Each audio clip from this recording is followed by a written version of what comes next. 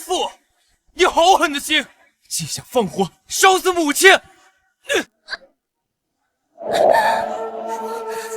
平时看你唯唯诺诺的，想不到你胆子居然这么大。平阳侯府绝对容不下你这样歹毒的妇人。平阳侯府，我穿书了。说，天杀的！究竟我竟然穿成了恶毒婆母！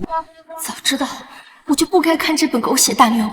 按照原书剧情，窝囊女主慕容京这是正被恶毒女配污蔑纵火，又被夫君沈玉堂扇脸体罚。父亲，我没有，我真的没有放过。贱妇，你还狡辩！嫣儿亲眼所见，岂能有假？这瞎眼的渣男，竟然是我的儿子！母亲，你醒了。母亲，你信我，我真的没有纵火，我没有。毒妇，你还敢在母亲面前狡辩？赶快给我滚出去！沈玉堂这个大傻叉，偏信外人的话，欺负自己老婆。当初看这本小说的时候，乳腺结节都被气出来几个。好了，你先松开。母亲，儿啊，过来，让为娘看看。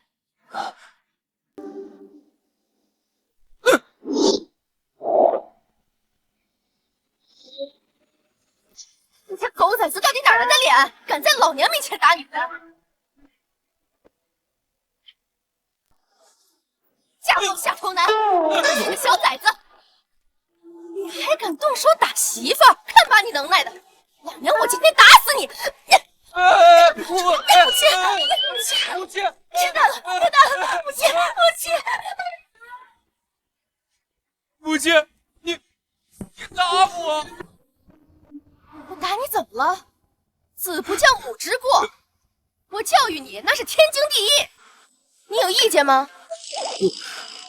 既然让我穿成了你这渣男的母亲，那我就让你感受一下什么叫浓浓的母爱。姨母，请手下留情。哟，恶毒白莲花来了。她和慕容京都是姜氏的外甥女，因慕容京嫁给了沈玉堂，成了世子妃，她妒忌不已，想烧死在祠堂罚跪的慕容京，从而可以名正言顺的给沈玉堂续弦。没想到原主姜氏也去了祠堂，差点被一起烧死。原书里，慕容嫣儿担心事情败露，就恶人先告状，把罪责都推到了慕容京的头上，污蔑他纵火。姨母，你不要打玉堂哥哥，要打就打我吧。好嘞。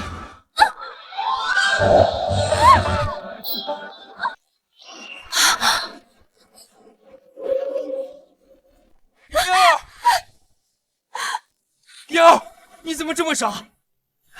母亲，你是不是疯了？怎么能打嫣儿呢？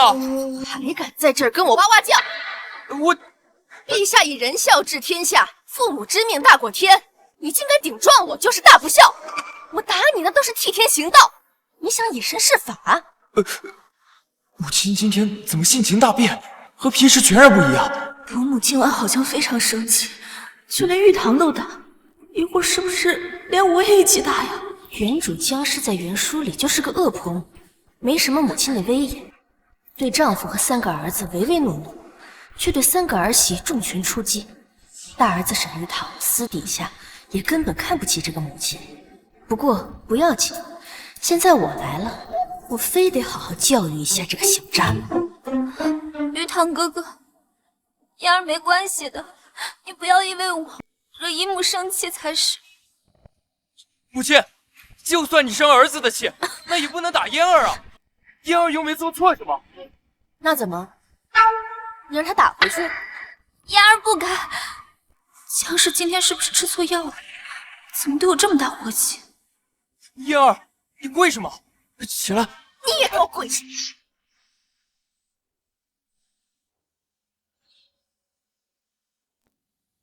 嫣儿，你一个未出阁的姑娘，一进门就对着姐夫投怀送抱，成何体统？既然你母亲不懂得教你规矩，那我就替她教一教你做人的礼仪廉耻。我这也是为了你好，你说是吧？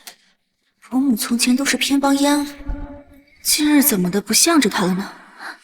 嫣儿知错，嫣儿谨记姨母教诲。母亲，嫣儿不是这样的人。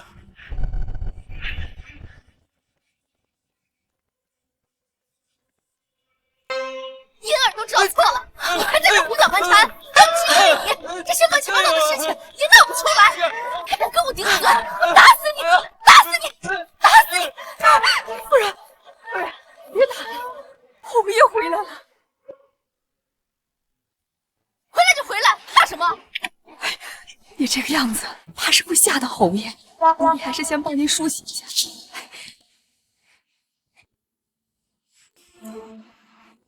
原主江氏极其爱美，唯恐自己人老珠黄，被丈夫厌弃，因此日日精心打扮，不敢素面相对。用不着，没有变好看的义务哈。我才不要讨好男人。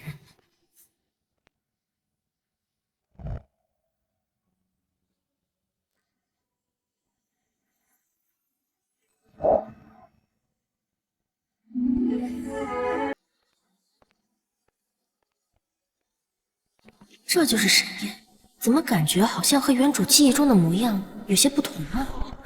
侯爷，侯爷，我求你，你别走，你别走！侯爷，你救救世子爷吧！岳母受了火烧的刺激，要杀了世子爷啊！这么低劣的告状手段，我都懒得点破你。夫人，你们这是在干什么？侯爷回来的刚刚好，过来一起听听，今晚祠堂这团火到底是怎么回事？宝娟，上茶。是夫人。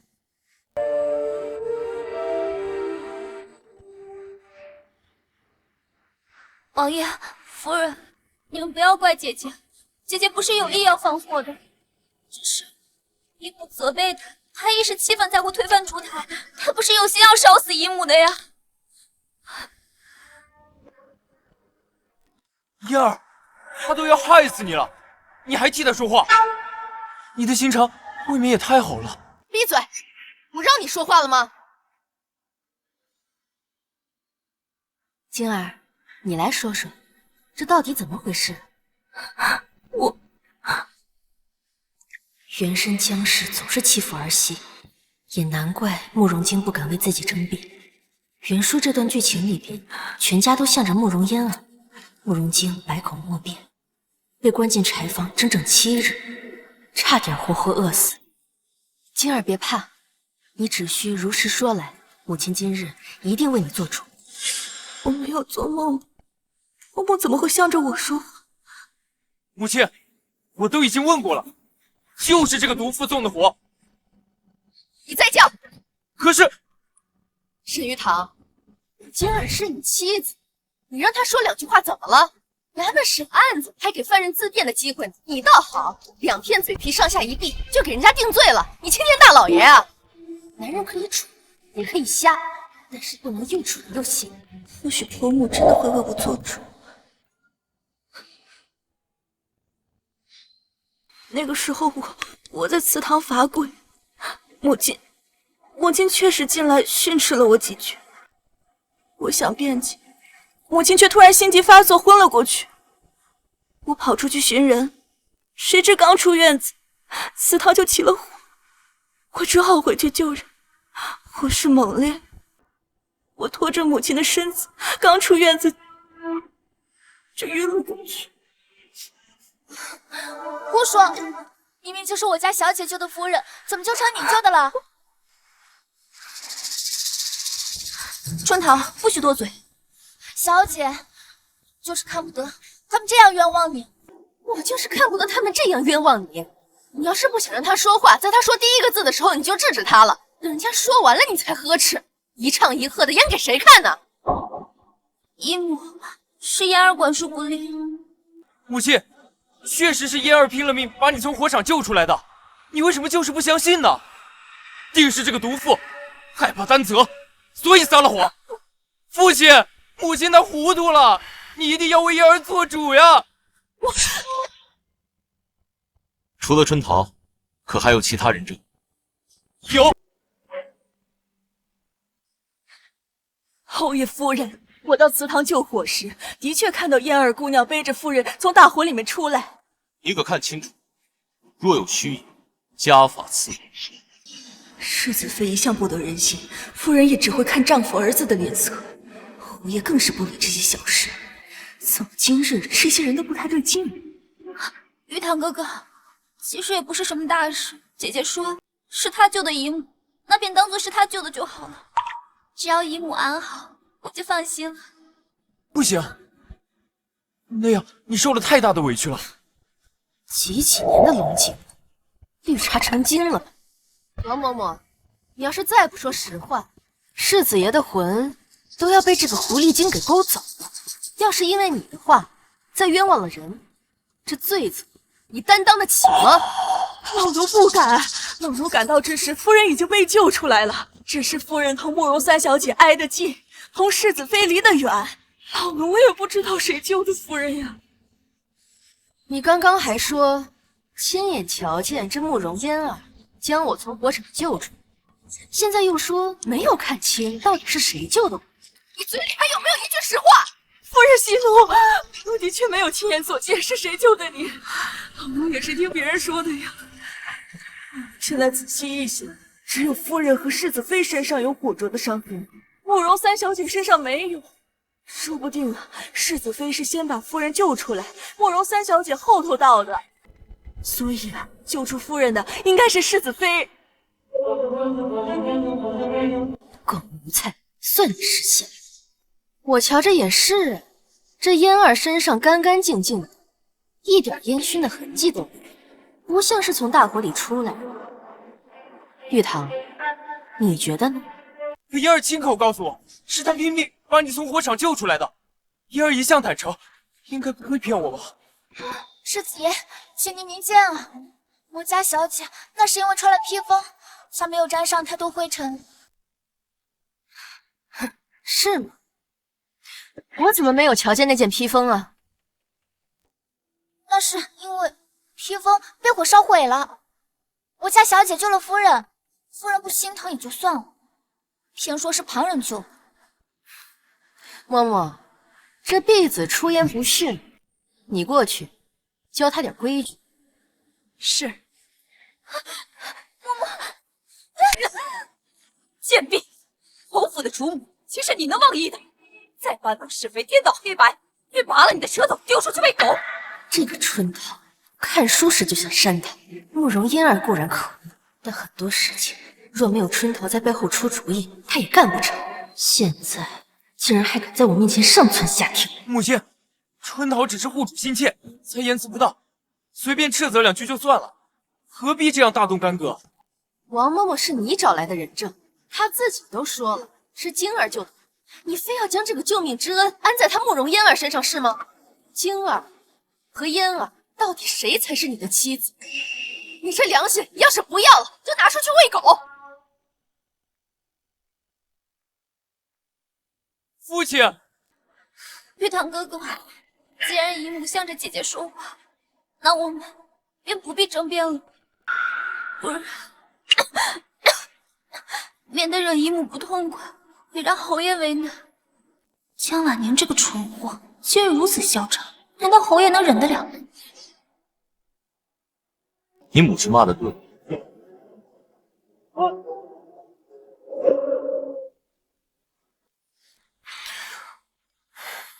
既然不是晶儿放的火，那放火的便另有其人。嫣儿，嫣儿，你没事吧？母亲，嫣儿的风寒一直没好，今夜又这样折腾，她的身体受不住了呀。我看不是身子弱，是装的吧？父亲，你快看，母亲她糊涂呀！你快为嫣儿做主呀！夫人，夜深了，要不……女人说话，你男人插什么嘴？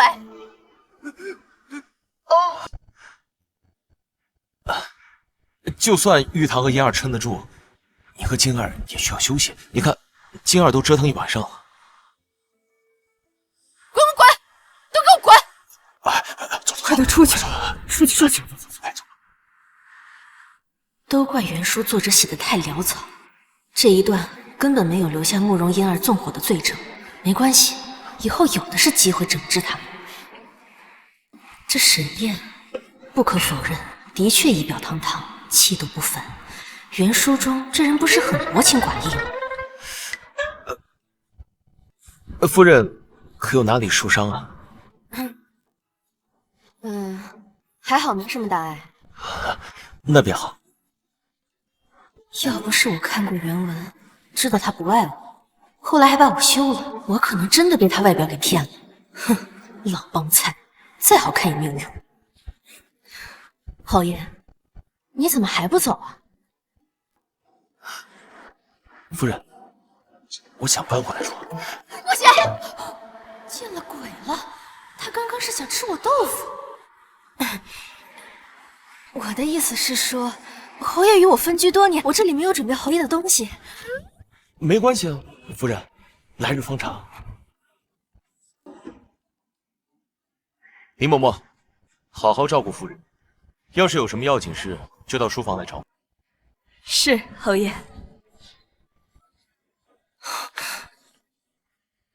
不对劲，太不对劲了！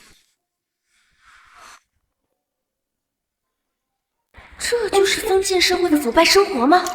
嘿嘿，我这也算是翻身牛马把歌唱了，不错，真不错呀！夫人，世子啊，请您前去用午膳。好，这个侯门主母当的还是蛮舒服的嘛。要是没有这些蠢儿子，就更舒服了。走。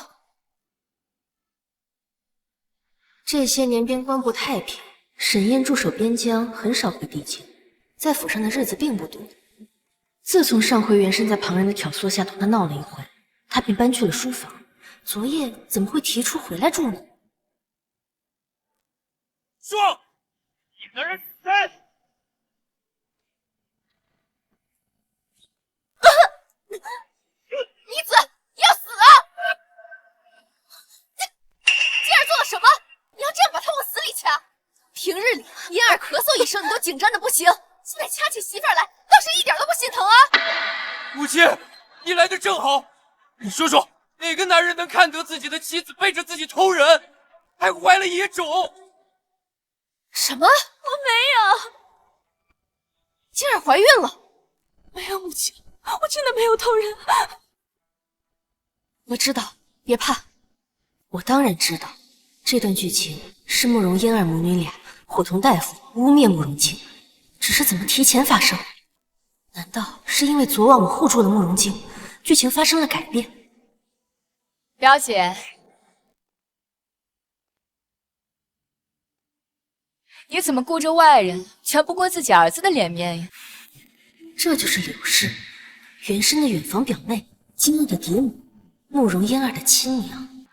来了侯府之后，一直赖着不走，上蹿下跳的挑事，在袁深的纵容下，俨然把自己当成了侯府的女主人。哎呀，姐姐，你的脸怎么白得像个死人啊？这要是侯爷看见了，难免会觉得晦气。我看你呀，还是回去好好补补妆吧。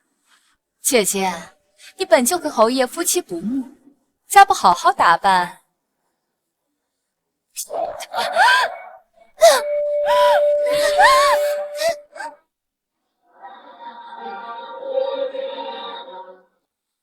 母亲，没事吧？母亲，你这是干什么？柳氏出言犯上，存心诅咒我，他自己犯贱，怪不得我。表姐，我没有，你可别冤枉人呐！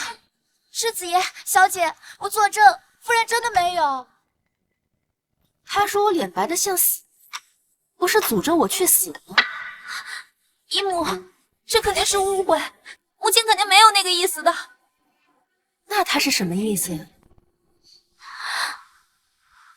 这贱人怎么变得这么伶俐了？表姐，我是好心的，我怕你被那不知检点的贱婢所蛊惑，这一时心急，口不择言。哎呀，都是我的错。是好心还是犯贱？我自有分别。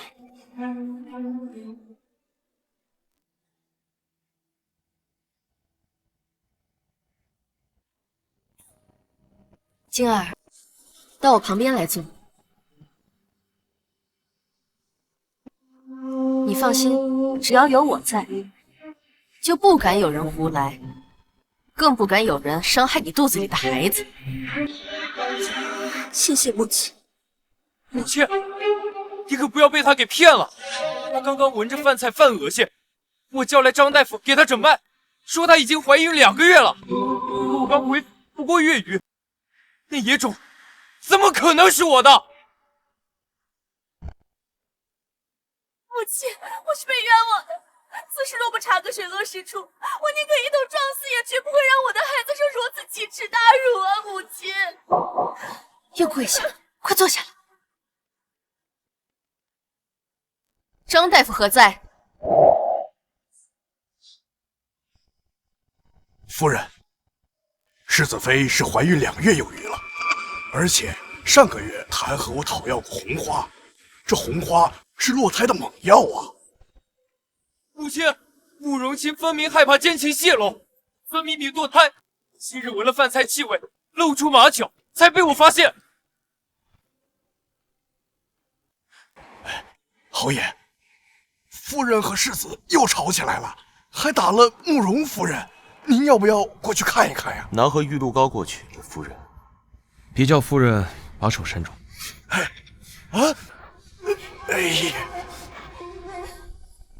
张大夫，你如此挑唆世子，安的什么心？夫人慎言呀！我与世子妃无仇无怨，又岂会胡乱污蔑于她？我只是和世子爷实话实说呀。好一个实话实说！你可知，就因你空口白牙，会害掉2人的性命，还真是杀人不见血。夫人，就算你想护着世子妃，可世子妃怀孕2月有余，是事实呀。就是呀，表姐，这家丑不可外扬，这事闹大了，对大家都不好。我看呀，就把晶儿肚子里的野种打掉，给她点教训，这事啊就了了呢。母亲，我真的没有偷人，我的孩子是无辜的，我自己不要紧，求你们不要杀了我的孩子。慕容静，你还在惺惺作态，护着你那个野种！你怎么又跪下了？站起来！张大夫，你说世子妃上个月就有了身孕，还向你讨要了红花，你可有证据？我上个月给世子妃开的那个药方，和世子妃派人去药铺买的那个藏红花，就是证据。如此说来，要证明姐姐的清白，只能找人去搜一下姐姐和杏儿的住处。还不快去给我搜！慢着！世子妃的屋子岂是你们说搜就能搜的？晶儿的药方还有煎药的药材，一向都是由杏儿保管，去搜她的屋子便可。还有，玉堂，让你的人去搜，其他人待在这里，谁也不许离开。好的，母亲，还不快去！是。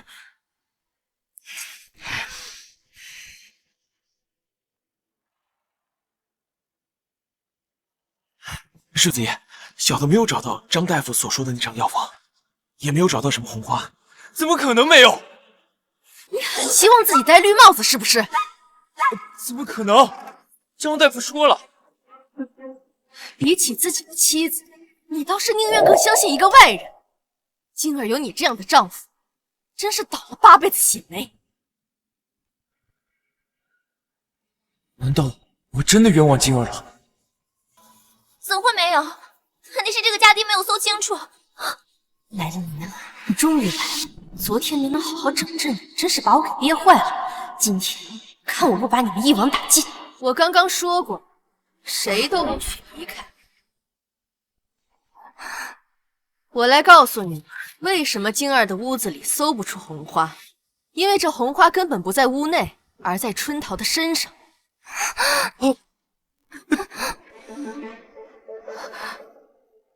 林嬷嬷，给我搜春桃的身，叫咱们瞎了眼的世子爷看个明白。是，夫人。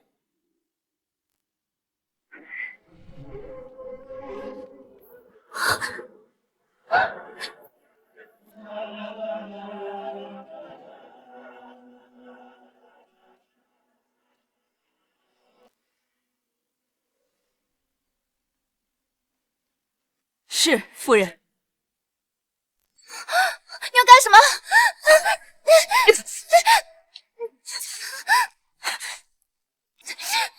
来吧你！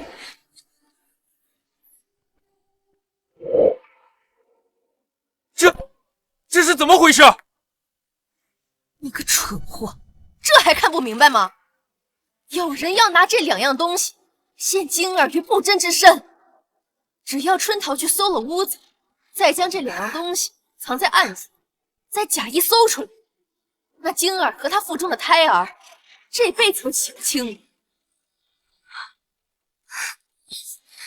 这药方和药材都是我自己用的，只是恰巧……你们慕容家的婢子真是毫无规矩。夫人问你才能答话，再敢插嘴叫嚣，打烂你的嘴！夫人，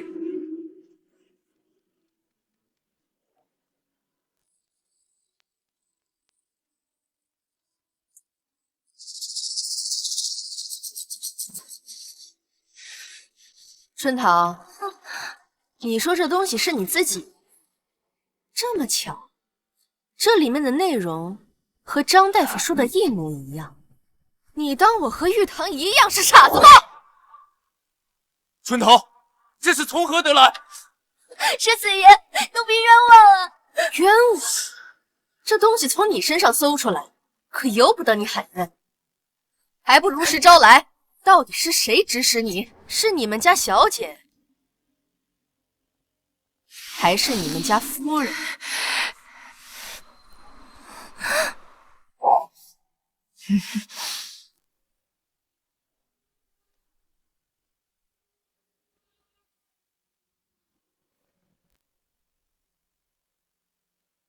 春桃，这诬陷世子妃的罪名，你一个人可担当不起。冤枉夫人，我真的不知道这些东西怎么会在我的身上。好你个祸水丫鬟，就算知道玉堂喜欢嫣儿，也不能祸害晶儿啊！玉堂哥哥，我真的不知情啊，是那个春桃她自作主张的。嫣儿，不是傻子。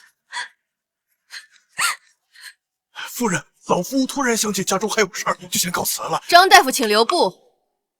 既然这婢子不肯招，那就打到她说实话。给张大夫搬一把凳子，让他坐着，好生看着。这婢子要是不小心晕了过去，就给他扎一针；若是不小心打死，那这条人命就算在张大夫身上。夫人，这……走。夫人，奴婢冤枉啊！审这2个人还需要些时间。晶儿怀了身孕，随母亲下去一同休息。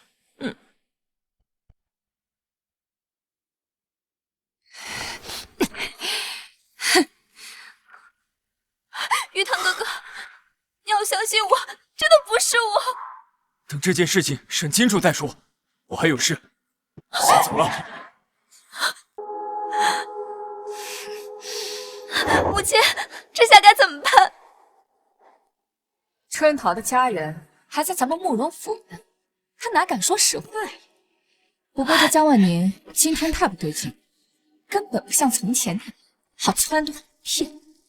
我得想想后招，否则呀，你嫁入侯府，可就没希望了。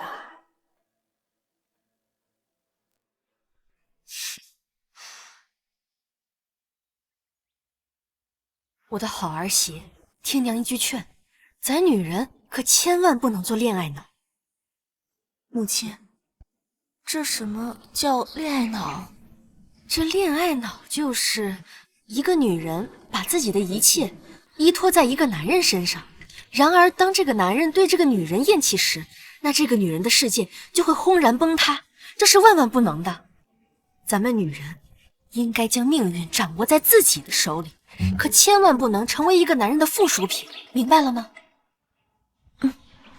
晶儿，晶儿，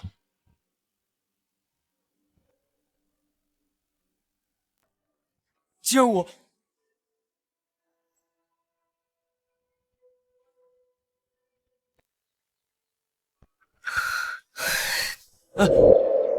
你有话就说，有屁就放。一个大男人半天憋不出一个屁来，你刚刚不还是一口一个野种吗？母亲，别说了，孩儿知道错了。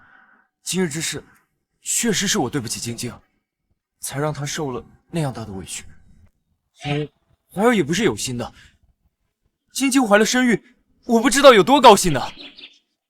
若不是春桃故意栽赃陷害，我也不可能不认自己的亲生骨肉。等等，什么叫春桃故意栽赃陷害？难道不是他主子指使的吗？我知道他们母女两个脱不了干系，可我觉得应该是柳氏干的。因为他之前是那样善良一个人，一定是被撺掇的。沈玉堂，若你和慕容嫣儿是两情相悦，不如我们和离吧。我知道你不喜欢我，可我腹中的孩儿是无辜的，我受点苦不要紧，可他们这次想要的是我孩子的命啊！成全你，也请放过我和孩子，终于支离起来。和离，我不要。晶儿，这是我对不起你，可嫣儿她自幼就与我有婚约，当初若不是你下了药，与我有了一夜，我也不可能抛弃她娶了你。我猜想，她一定是太爱我了。晶儿，你已经是世子妃了，可我有愧于她，这件事情是我对不起你，我给你赔罪。你要我跟你说几遍你才肯相信我没有给你下过药？算了，我不想跟你说。母亲，我先走。药是慕容嫣儿下的，你这个蠢货！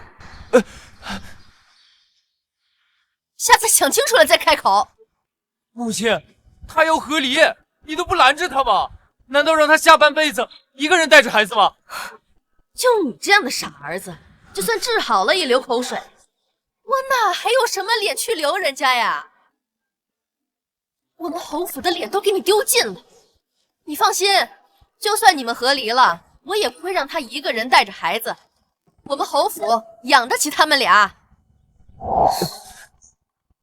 流口水，母亲这是在骂我有病吗？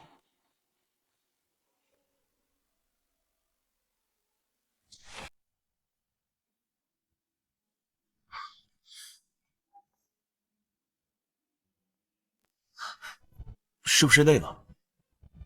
消气了？他怎么知道我动气？也是，府里出这么大的事，他怎么会不知？该不会是要找我麻烦吧？我们那个大儿子实在是太没有人性。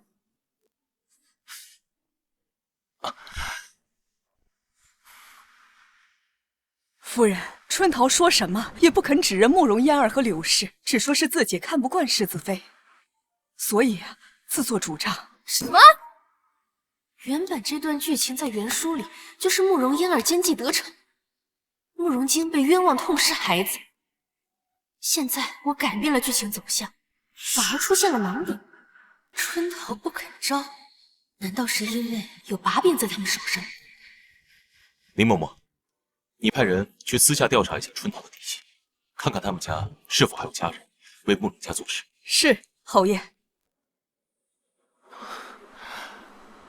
夫人稍安勿躁，莫要轻坏身体。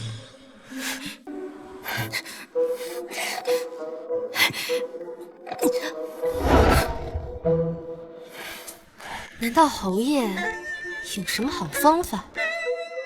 如果夫人需要，我可以出主意。他竟然想帮我！侯爷纵横官场多年，一定有拿捏他们的好办法，对吧？那夫人有没有听过，贪官奸，那清官就更奸？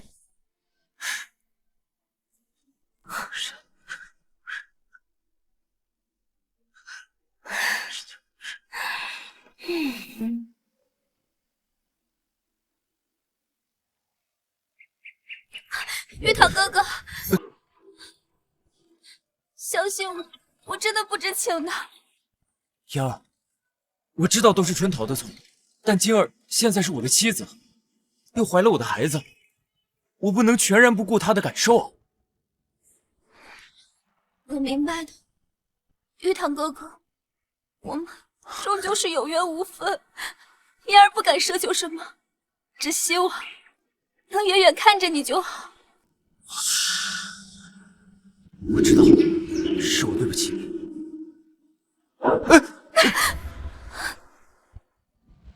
到了就进去坐下，躲在门口做什么？是。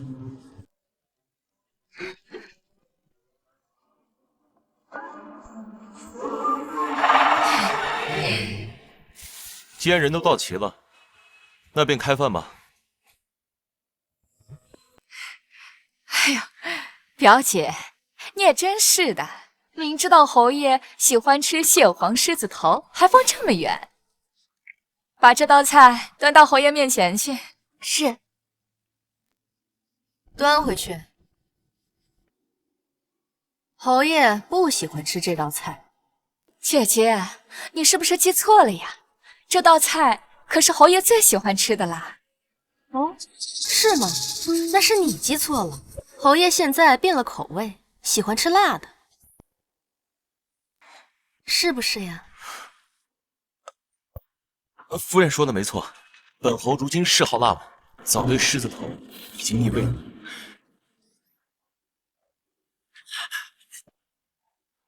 撤吧。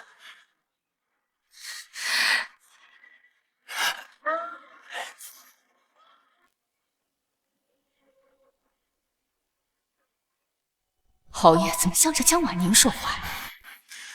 从前侯爷与他说话多说几句，反而多爱与我谈心。今儿可是怎么了？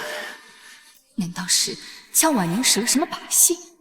不会，江婉宁一个草包女，十足的蠢。除了长得比我好看，哪儿比得上我？这侯门主母，他们当的，凭什么我不可以？明明侯爷之前和我已经眉来眼去了，不行，不能让他翻身。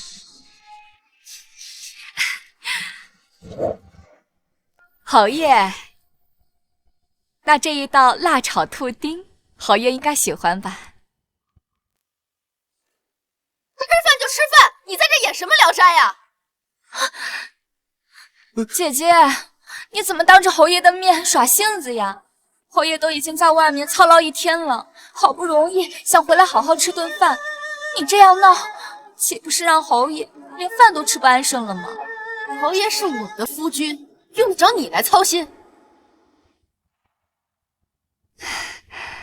当初是你说你家着了火灾，需要重建屋宅，我想着大家都是亲戚，才将你和嫣儿接过来暂住。没想到住的时间久了，你连自己的夫君是谁都搞不清楚。姐姐，冤枉呀！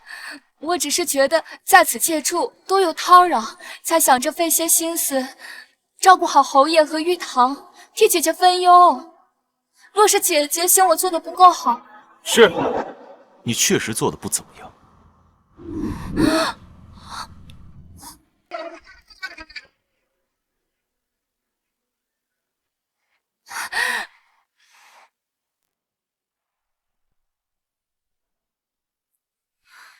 你们慕容家在京中，我还有处别院吗？近来晶儿身子也重了，我们也不便多留你们。你们收拾收拾，搬去那儿吧。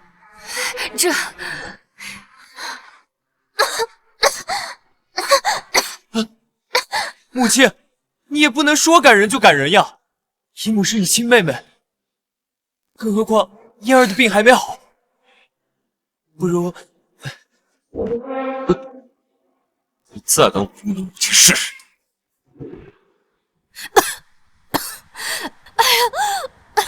我这心好痛啊！这个逆子，我迟早要被这个逆子给气死！整天不是火灾就是吵架，是不是因为他们俩在这府上住着，扯我的手啊？林嬷嬷，多带几个人，把他们的行李收拾。这侯府恐怕是容不下他们了。是。哎呀，逆子啊！玉堂哥哥，我和母亲也没有做什么呀，你们为什么要赶我们走啊？可能是最近脾气有点怪，我去劝劝他。晶儿，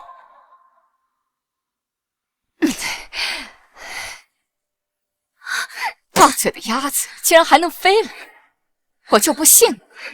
陛下重孝，孝道大过天。我这个嫡母若是状告慕容京不孝，我看他们怎么收场。他们现在看中慕容京有意，拿捏了慕容京，就等于拿捏了整个侯府。哼！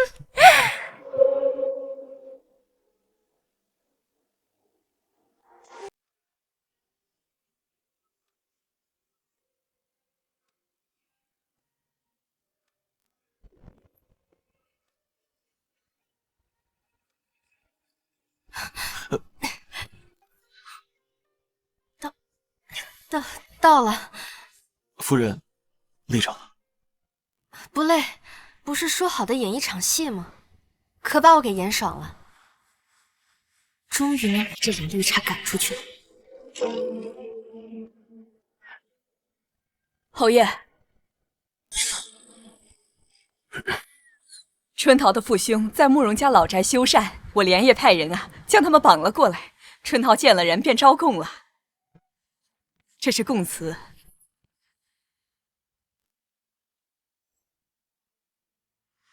嬷嬷，你去把静儿叫来，我有话交代她。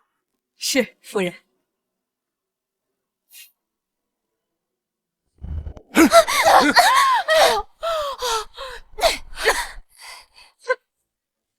好你个贱婢，谁给你的胆子，竟然敢这样对我们？自然是我们夫人给我的胆子。哎呦，我这是造了什么孽呀！我辛辛苦苦养大的女儿，竟然是一个白眼狼！我不过是在他府上多住了几日，便嫌弃我，想让我这个嫡母去死啊！这侯府看着光鲜亮丽，没想到这么抠门。堂堂世子妃，竟然这样对待嫡母。这江婉宁平日最要脸面了，又生怕慕容京安不了胎，一会儿肯定要来求我的。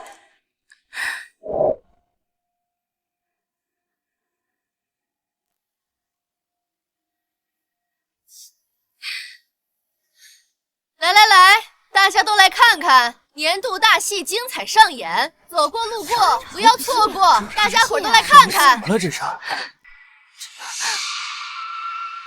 母亲，这么多人看着，你别胡搅蛮缠了。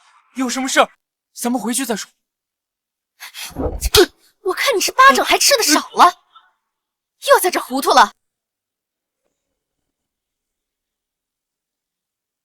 母亲，姨母和嫣儿也是你的娘家亲戚，咱们高门大院的，犯不着这样赶人。他们都这么死皮赖脸了，你还在这讲体面？我体面人就活该被他无赖欺负吗？晶儿，就算你要养胎，你也不能将嫡母扫地出门啊！你快劝劝母亲，若是你背上不孝的罪名，咱们家的脸面可往哪儿放呀？脸面？我还有什么脸面？就因为他们是我的母亲和妹妹，我才去求着婆母，将他们迎进侯府里暂住。可这2个多月以来，他们不仅在侯府里面白吃白喝，吆三喝四，毫无半点做客之道，甚至还偷盗了婆母的珍宝玉器，我的脸面都要被丢尽了呀！摊上这样的母亲，这世子妃可是倒了8辈子大霉了，这难怪被人从侯府扔出来。这侯夫人也是脾气真好，遇见这样贪得无厌的蛀虫，竟然还能忍2个多月。这要是我呀，1天都忍不了。呸！你个贱人，胡说八道什么呀？我什么时候偷侯府的东西了？我的那些东西分明是你婆母送我的。柳氏一开始花言巧语的哄骗袁生，送了好些东西给他，养得他胃口大了，心也大了，把侯府当成自己的地盘。凡是看见好东西，都要理所应当的拿一份，这中间的糊涂账早就说不清。哎呀，我怎么不记得是我送给你的？不问自取是为贼，这么浅显的道理，你该不会不懂吧？姨母，你也是女子，你应当知道女子的名声有多重要。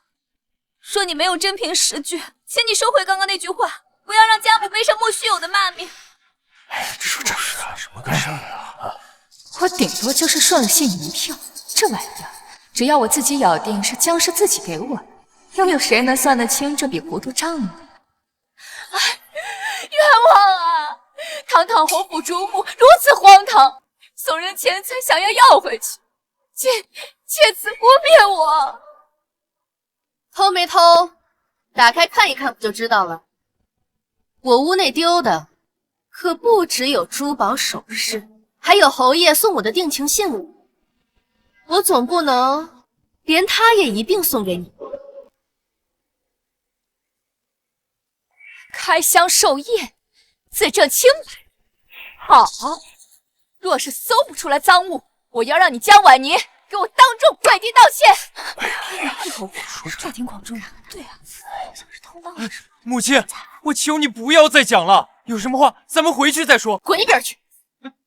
他们2个站在大街上，当着大家伙的面说你妻子不孝的时候，怎么没有想过这些？现在想让我关起门来跟他们说道理，我就是要让大家伙看看，到底是谁不要脸！给我搜！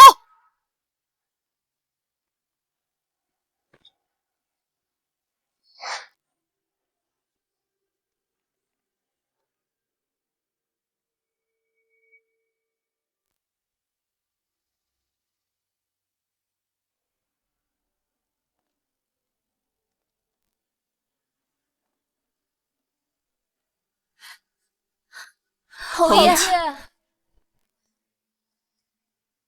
侯爷，柳氏她偷了我好多东西，就连你送我的定情信物，她也一并偷了去。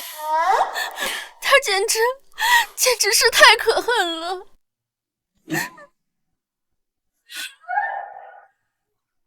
这明明是他自己送我的，这蠢货莫不是疯了，在这睁着眼说瞎话？侯爷怎么可能会跟着他一起胡闹呢？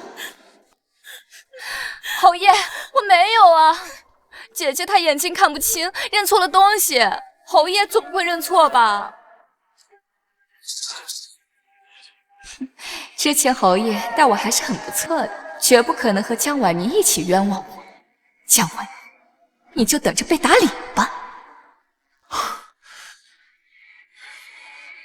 没错，这个玉镯就是我送给我夫人的定情信物。定情信物？是盗窃吗？柳氏，你好大的胆子！哎，还真是他偷的呀！这侯爷不可能冤枉他呀！侯爷战功赫赫，要什么赏偷东西呢？没道理去争抢一个妇道人家的驼子呀！哎呀，这难怪世子妃不孝。此事啊，要是闹到陛下那里，那也是世子妃。是世子妃，不是，侯爷是不是也疯了？竟这般纵着江婉宁，和他一起陷害我。侯爷，我没有啊，难道你也糊涂了吗？侯爷，这分明就是污蔑，你不能一心向着姨母啊！来人，把这2个人拿下！我，且慢，父亲，都是一家子亲戚，实在没有必要如此啊！亲戚，他们对你妻儿下黑手的时候，怎么没想过那也是他们的亲人？还有你，你刚才义正言辞地跟我说，身为女子，理当知晓女子的名声有多重要。那你买通大夫污蔑你的姐姐私通时，可有想过这一点？我看你这个人啊，真是无耻至极。不就是栽赃吗？谁不会呢？以其人之道还治其人之身，哼，这是你应得的。春桃不是说这件事情是他干的吗？你自己看看，春桃的父兄已经被我拿下了，昨晚也如实说了实话，是他柳氏还有他慕容嫣儿买通他和大夫污蔑金儿，目的呢，就是为了打掉他腹中的胎儿。嫣儿，居然真的是你！嫣儿，居然真的是你干的！玉堂哥哥，不是我，是我母亲，是我母亲为我鸣不平啊！若是当年没有发生那样的事情，嫁给你的本应该就是我才对啊！是母亲看我一片痴心，才想出如此对策的。玉堂哥哥，你原谅我们吧，好不好？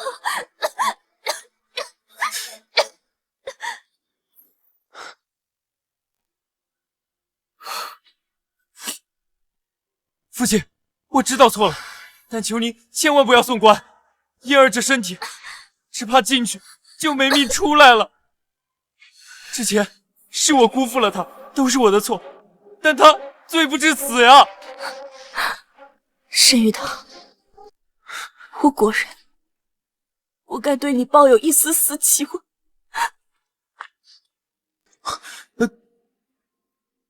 这个蠢儿子，还以为自己欠了慕容嫣儿呢，看来非得给他上一剂狠药才行。一旦没了世子之位，他在慕容嫣儿眼中便一文不值了。既然你这么糊涂，那我平阳侯府的世子位也要易主了。你不是担心你的姨母跟你的表妹吗？那我看你啊，就去做他慕容家的儿子。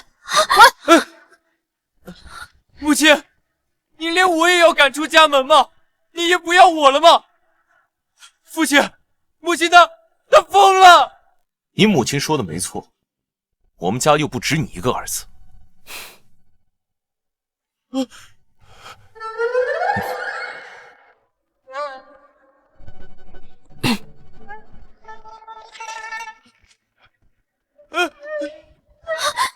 亲，母亲，母亲，母亲，母亲，完了，全完了！母亲，二位，请吧。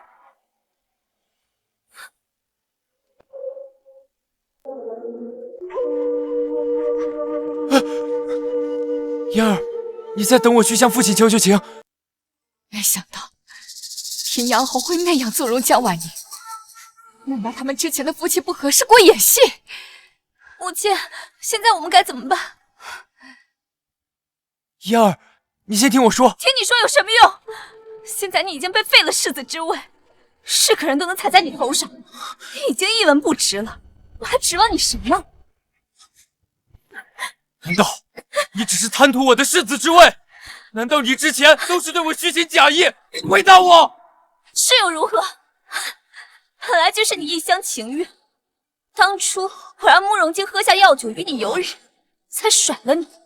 没想到沈燕一战成名，平步青云封了侯，倒让你白捡了个世子之位，所以我才想方设法夺回你。没想到你就这般没运，被赶出了侯府，现在落得连丧家之犬都不属。嘿，我们真是看走了眼，把赌注压在你身上。哼，原来真的不是金儿下的药，是你一直欺骗我，让我有愧于你。母亲说的对，像你这样的狠毒女人就该送官。走。快走！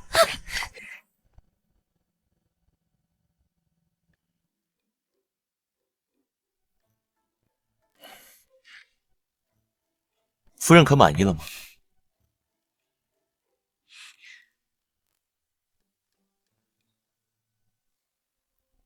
你不是侯爷，对吗？你不是侯爷，对吗？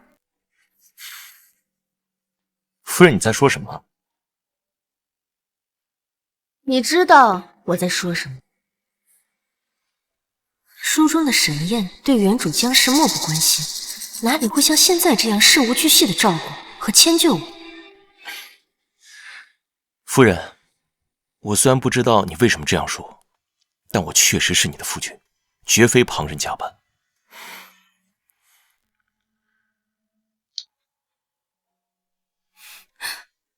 夫人若是不信，大可亲自查验。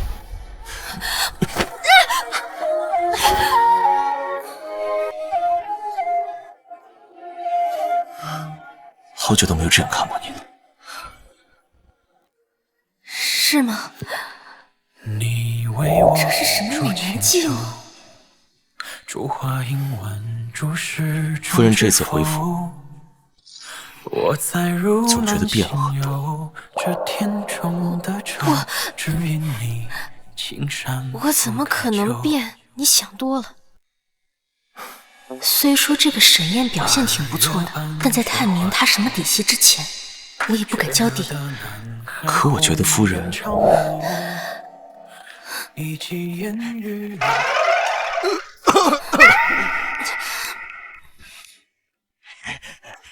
侯爷、夫人，世子在门外跪地不起，要求要见世子妃。世子？谁是世子啊？是大少爷。夫人，要不您还是去瞧瞧吧，老奴从来没见过大少爷这副模样啊。好，那我去瞧瞧，他到底什么模样。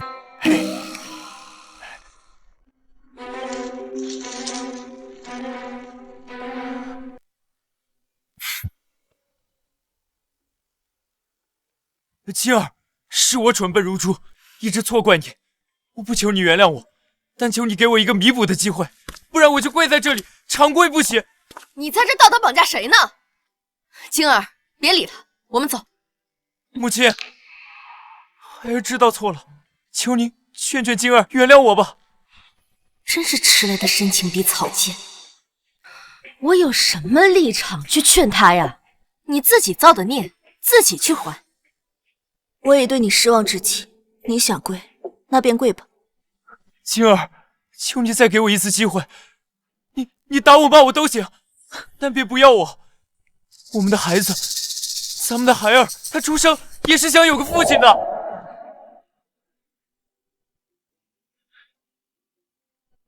晶儿，该处理的人我都替你处理完了，你们夫妻俩的事我不便掺和。我还是那句话，咱们女人要将命运掌握在自己手中，其余的事呢，就你自己去决定。母亲，今儿感激不尽，请您放心，我绝对不会像从前那般软弱。只是，若玉堂真的肯改过自新，我也不愿孩子从小便缺了父亲。晶儿，以后若是男孩，我便教他骑马打猎；若是女孩，我一定会好好呵护她，绝不让她受半点委屈，也不让她找一个像我这样的蠢材。沈玉堂，那便看看你有多少诚意吧。从今往后，你还是孩子的父亲，至于还要不要你这个丈夫，就全凭我的心意。好，我一定会好好表现，改过自新。孙管家，去收拾一间厢房，给他单住。是，夫人。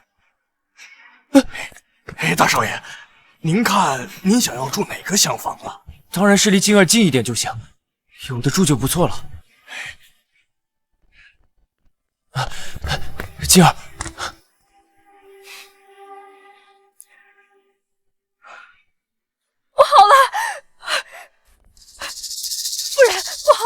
二少爷和二少夫人在院子里打起来了，说要和离。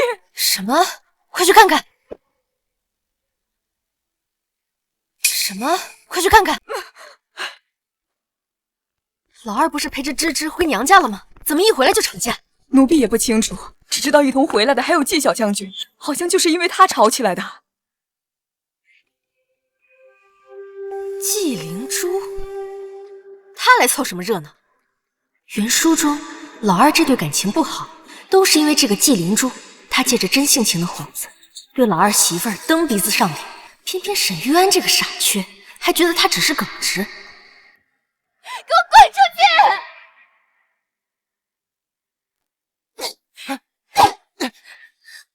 好兄弟，那你以后和他同吃同住去吧，当一辈子的好兄弟，不要再回来了。这是我家，我凭什么走？好嫂子，我都给你赔罪了，还不行吗？哎呀，你们这些深宅女子就是这样，一点芝麻大小的事儿也要闹脾气。我当沈师兄是大哥，我们俩是兄弟，哪有你想的那么龌龊？对呀，灵珠的马在城外的山道上撂蹶子了，我又不能叫他一个人丢在山脚，才带了他一程，这你也要乱吃飞醋，简直不可理喻。是啊，你们是好兄弟，所以就可以光天化日之下在马背上搂搂抱抱。你们不害臊，我还害臊呢。什么搂搂抱抱？用得着说的这么难听吗？灵珠是因为担心我才陪我一路从军营走回来的，他凭什么在这儿挨你的骂？既然不想在这儿挨骂，那就赶紧滚！滚晚了，可就不只有挨骂这么简单。母亲，母亲，你打我！侯夫人，有话就说话，你怎么能动手打人呢？你难道不知道，男儿最要紧的就是脸面？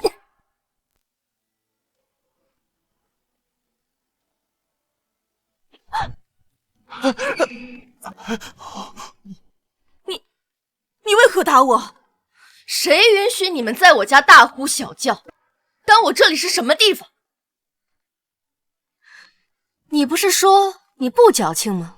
你不是说你很大度吗？那吃我一巴掌怎么了？再者说，你不是跟我家玉安是好兄弟吗？兄弟就应该有福同享，有难同当，有巴掌一起挨呀！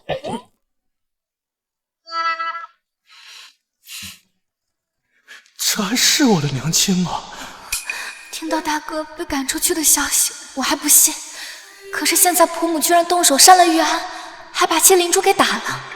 她以前只是对我们几个儿媳妇凶，难道现在婆母是对所有人都凶？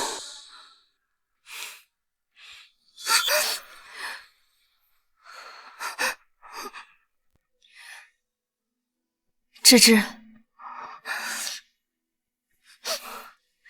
芝芝，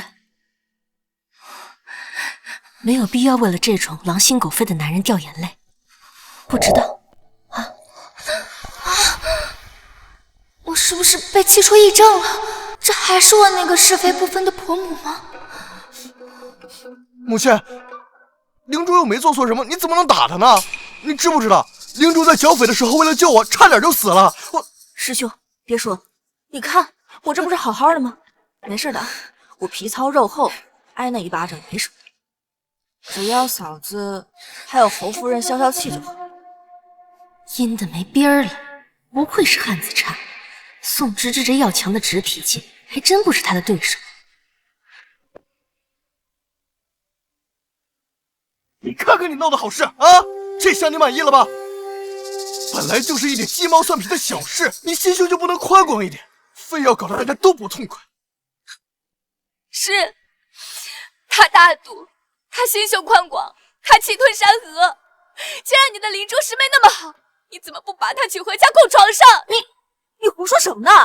我跟师兄清清白白，是哪个长舌妇在背后乱嚼舌根，毁人清誉？你说的都是什么胡话啊？明珠好歹也是将门之后，难道你叫她到我府上做妾不成？好啊，你总算是承认，原来是我挡了你们的道。既然你这么想把她娶进门当妻子，那我还厚着脸皮在这里做什么？今日我就把这二少夫人的头衔让出，成全你们。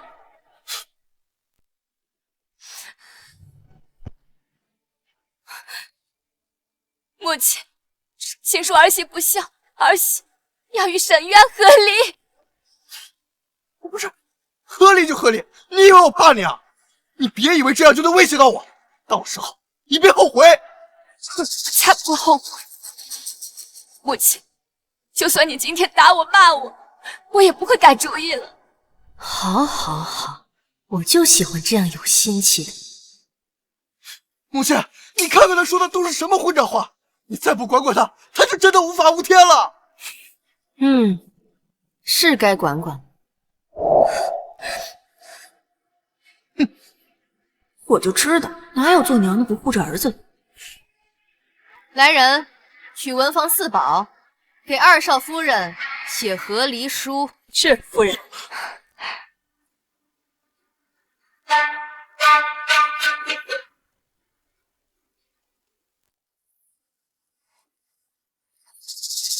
哎，不是，母亲，你是不是弄错了？伯母竟然允准我和离，不骂我。你以为我跟你闹着玩呢？刚才也不知道是谁梗着脖子说和离就和离，你别后悔。哎呀，也不知道现在是谁会后悔啊！我怎么可能后悔？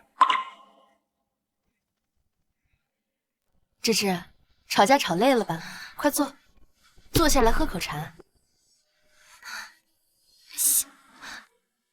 谢谢母亲。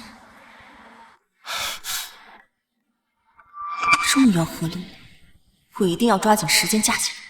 宋芝芝这小贱人，以后再后悔也没用了。只不过江氏这个未来婆母有点棘手。哎，季小将军怎么还不走呀？就这么迫不及待的想嫁到我侯府来？侯夫人，不知道你是听了什么小人的挑拨，才这样误解我。可我敢对天发誓，我纪灵珠对侯府全无攀附之心。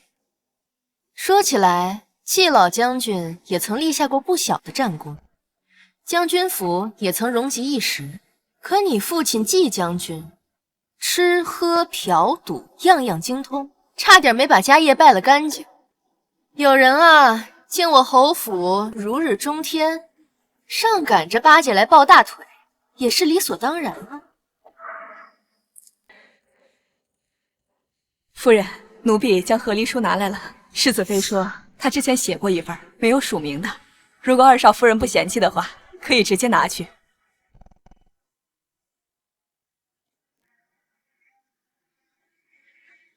芝芝，你想清楚了，就在这和离书上安个手印。今日只要有婆母在，就不会有人为难你。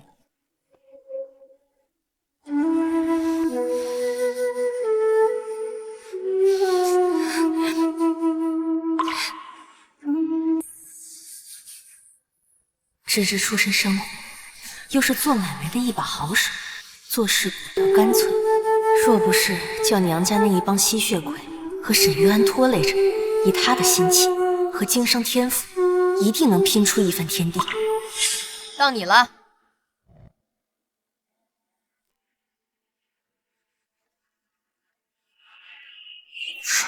明明回家前听说是大哥要和，怎么就变成我了呢？我不行！你说合理就合理，笑！我凭什么听你的？耍我呢？写！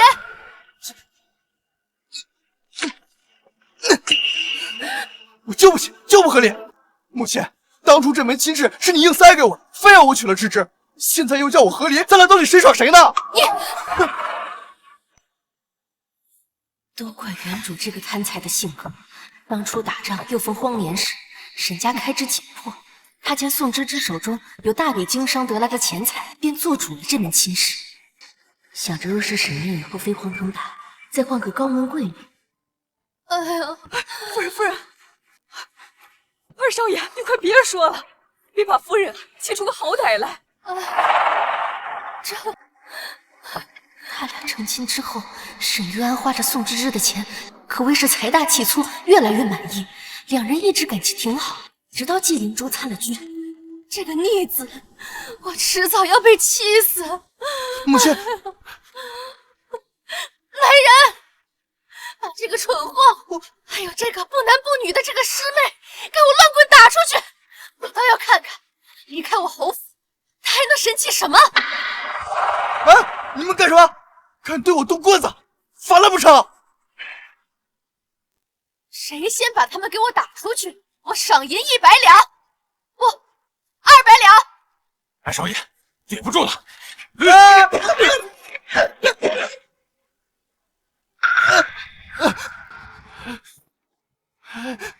我母亲到底发哪门子疯啊？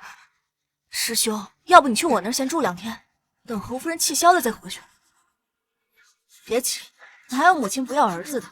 听闻世子早些时候也被赶出家门，接连2个儿子被赶出家门，侯夫人再好也得听侯爷的。我就不信侯爷会坐视不理。明珠，还是你对我好。走，我就不信了，还真的不让我回家。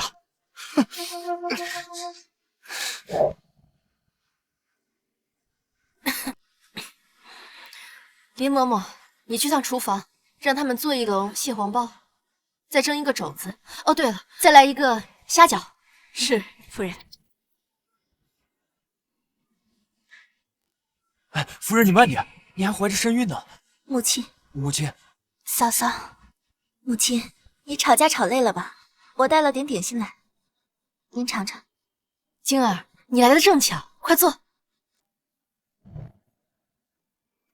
我不过才回娘家几天而已，家里怎么天翻地覆了？大哥见多大嫂如此体贴殷勤，正好让晶儿给你打个样，也省去我一番口舌。弟妹，你也吃一些吧。你一路赶过来，定是还没有来得及一晚膳吧？谢谢嫂嫂。你放心，有母亲在，玉安她翻不起什么浪来，你且放宽心啊。就是啊，我看他呀也是欠收拾。可是我不明白了，他明明也不想过了，为何又不肯签和离书呢？因为沈家的男子啊，都爱犯贱，只有当妻子对他们厌弃时，他们才懂得珍惜。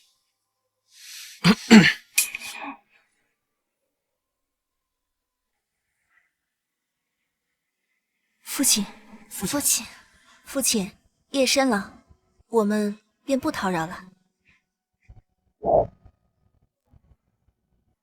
侯爷怎么还没走啊？玉安也被赶出去了。对啊，刚好让他出去吃吃苦，看他以后还敢不敢狂。正好趁这个机会，让芝芝想想他以后到底该做什么。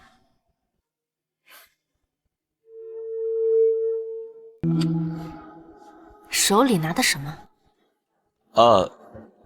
没什么。没什么，我看看，让我看看，看看嘛，看看嘛，夫人，让我看看。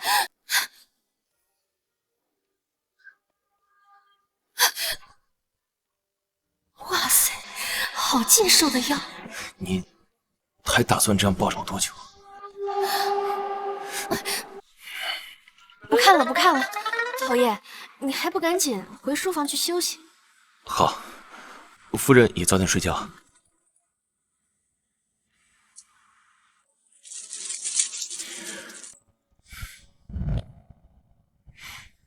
慢慢来吧，谁叫我传来之前就不受他待见。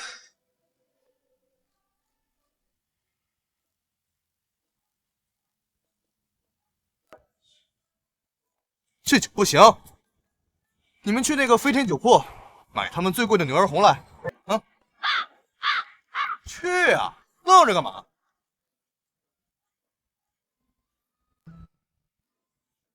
老人，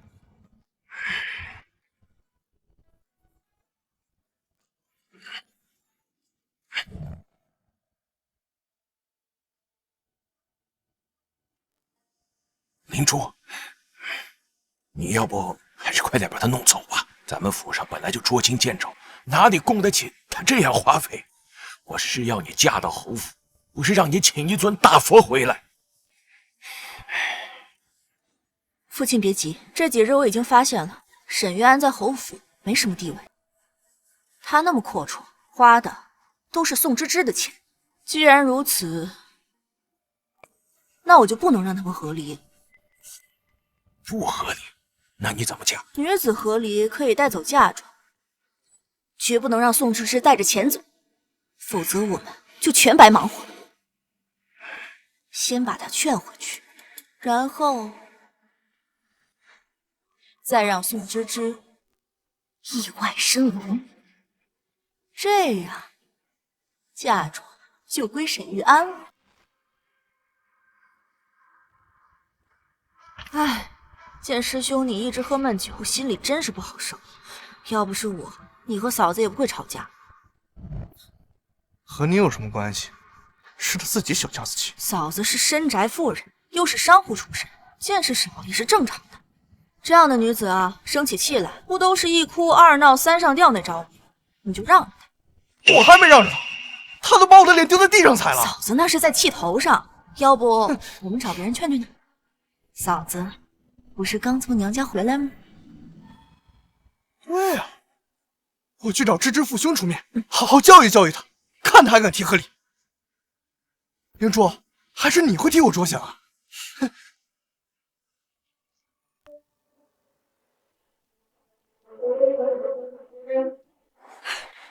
夫人来玩了。什么？哦不是，是宋家来人了，来了好几个呢，气势汹汹的，要找二少夫人问罪呢。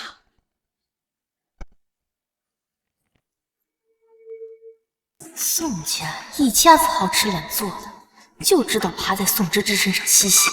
我早就看他们不顺眼。夫人，侯爷派我来给您送来了这个，这是侯爷亲手给您做的软鞭。侯爷说，用这个打不伤手。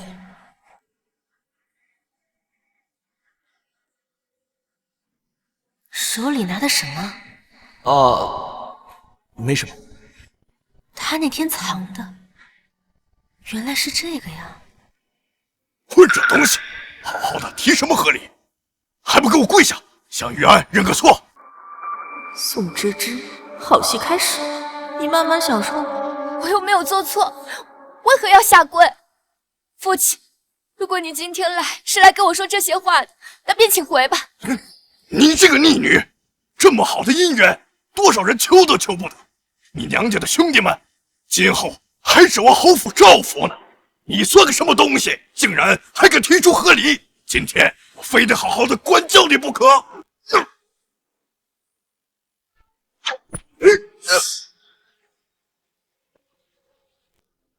爹，队长，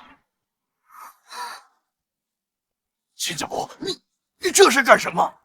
疯了吧？居然连亲家公都打！母亲，你打我也就算了，这可是芝芝的父亲啊！那又怎么样？宋芝芝母亲早逝，留下大笔嫁妆，可宋庆德却不到3个月立刻续写，花着亡妻的嫁妆和妻妾们生了一个又一个，软饭硬吃，而宋芝芝却常年被苛待，被当奴婢一样使唤。宋家除了她，没有一个好东西。侯夫人，就算您身份尊贵，也不能出手打人吧？我父亲并未冲撞您，这事儿就算是告到府衙，我们也会追责到底。那你去告官了，左右不过是赔些银子，就算是一鞭子需要10两银子，我也能打到你们变成猪头。这就叫恶人还得恶人磨。侯夫人，您是因为芝芝提出和离的事儿才如此吧？我会好好教育她的。你消消气。你嫁到侯府，侯府便是你的家。先前是为父太惯着你了，让你总是回娘家，才把你养成了这不知收敛的臭毛病。但凡心里还有点孝心，心里还有着为父，你就安安分分的跟玉安好好的过日子，别再搞这有的没的啊！父亲，难道我就没有喜怒哀乐吗？我在侯府过得好不好，你从来不过问。即便如今我要和离了，你也不分青红皂白的就骂我。难道我嫁出去就不是你的女儿了吗？在家从父，出嫁从夫，这自古以来便是如此。再说了，我这也是为了你好。别说的这么冠冕堂皇。你们之所以让芝芝回娘家小住，那是因为芝芝任劳任怨的帮你们打理宋家的商铺。若是芝芝没有一点用处，你们只会嫌她烦。侯夫人，这芝芝她是个女儿家，能派上什么用场？这宋家的生意都是我和我爹砍下来的，她顶多就是跑跑腿、打打杂，离了宋家的招牌，她什么都不是，什么都不是。芝芝，你听到了吗？无论你如何的呕心沥血，熬红了眼睛，他们不会记着你一丁点的好，还会觉得你占了他们的便宜。像这样的家庭，你还觉得是为你好吗？好，既然你们这么想，那今日我便和你们一刀两断。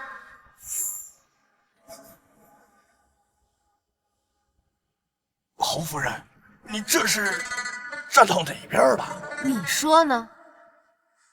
来人，让文房写断亲书给二少夫人送来。是夫人。哎，母亲，您掺和个什么劲儿啊？这是人宋家的事。这宋家人不是你请来的吗？这难道不是你想看到的？哦，不对，就你那蠢笨的脑子，可能想不出这种人情。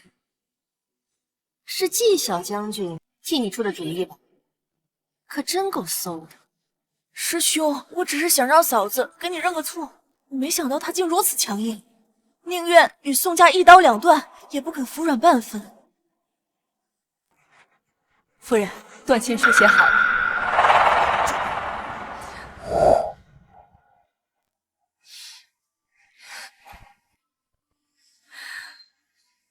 父亲，这是我最后一次这样叫你，从今往后，你我桥归桥，路归路，再无一丝瓜葛。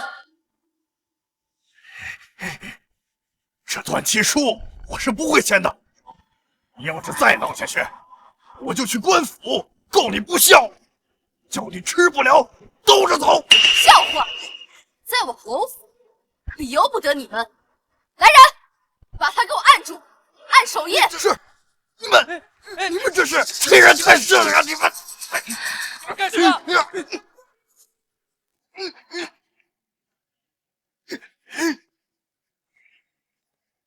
你这个恶妇，欺人太甚！我是被逼的，我要报官。就算你是侯夫人，到时候也得给我摄骨汤。何人要报官？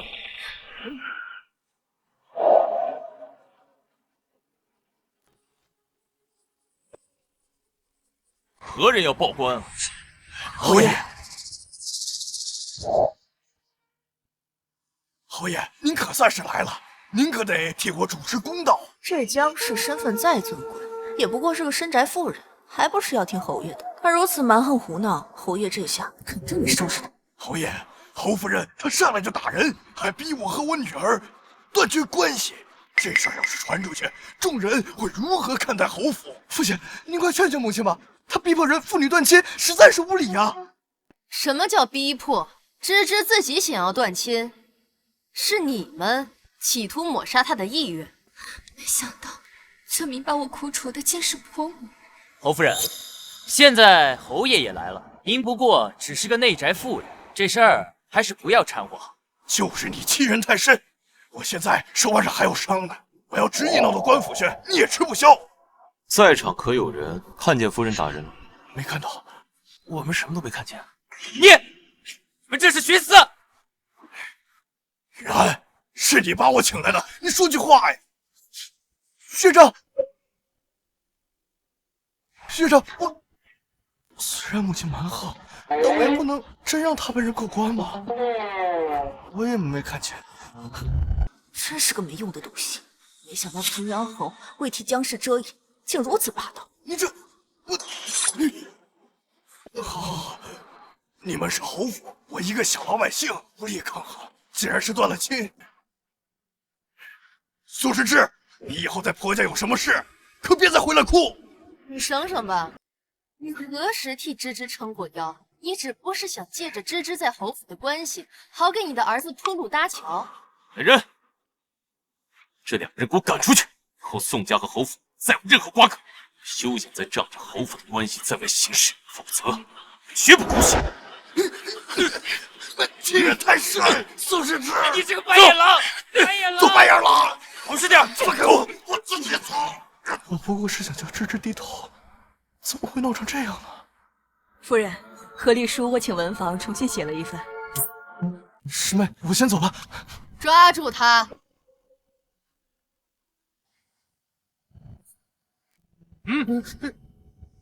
干什么？我好歹是二少爷，你们反了天啊！老规矩，抓到的200两银子。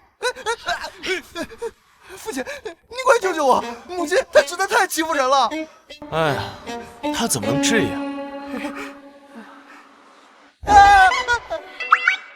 夫人，为夫抓到他。不是，父亲你离不离？不理，离不离？不理，离不离？不理，离不离？不理。你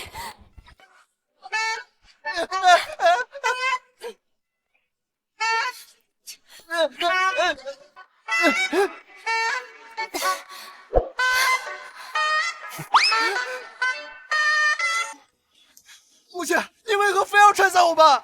谁拆散你们？是谁之前扬言离就离，要芝芝别后悔的？全身上下就嘴最硬，怎么自己说过的话现在不认了？侯夫人，话可不能这么说。常言道，宁拆10座庙，不毁一桩婚。你怎么能？别说了，别再惹他了，一会儿咱俩又得挨打。侯爷，你看你生的好儿子，胳膊肘往外拐，我好伤心啊！还不快滚！不行，母亲现在还在气头上，我们不能跟她一模一样，得从长计议。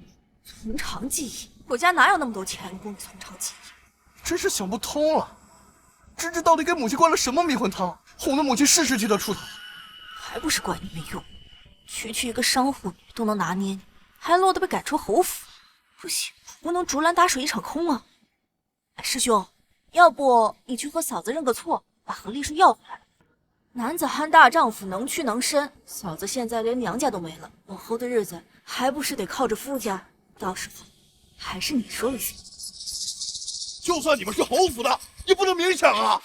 什么叫抢？我们二少奶奶说了，宋家从前都是二少奶奶在打理，理应有她的一份。二少奶奶与你们宋家一无瓜葛，我们只是把二少奶奶应得的份额取走，天经地义。可这些货物你们拿走又有什么用？没有，我们二少奶奶要自立门户经商，以后你们宋家可别再借着侯府的人情经商了，怪不要脸的。这宋敬德一天到晚自诩佛门亲，这下让人吧？活该，他花的芝芝王母的钱，还对芝芝呼来喝去，欺负人家母亲死，都是道理。宋芝芝要自己做生意，我们好歹是侯门，怎么能让媳妇儿出去到处抛头露面？师兄，你说是不是侯夫人见嫂子经商赚得多，才有意促成这一切，好让自己也分一杯羹啊？的确，很有可能。若非母亲贪财，当初也不会让我和芝芝成亲。若是今后芝芝经商收益颇丰，母亲岂不是更护着她了？哦，不行，不能让她把这生意做成。师兄，怎么样？打听的如何？我跟着侯府下人到了商行，听他们说，嫂子她想囤粮，而且不是小生意，是笔大买卖。囤粮？上个月我听父亲说过，南方久旱未雨，他一定是想趁此时囤粮，等到秋天欠收时，再高价卖出。师兄，既然囤粮可以赚钱，那我们何不抢占先机？既可以得到一笔钱财，又可以让嫂子歇了这份心，好好跟你过日子。咱俩哪有那么多钱？收粮食需要一大笔钱财。我去借，到时候赚了钱再还。嫂子只有妇人见识，只要这笔买卖做不成，迟早还是要向你低头的。明珠，你不愧是我的好兄弟，为了我的事，你可真够意思的。等我赚了钱，你要是还回不了侯府，我连你一块买了。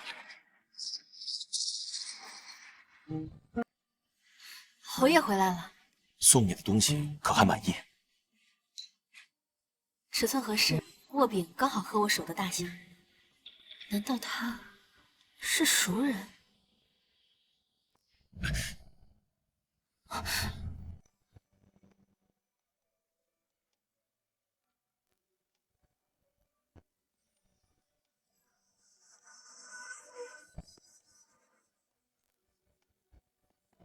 当是他。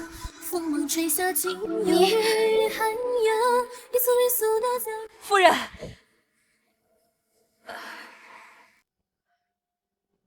我出去办点事啊，下次再说。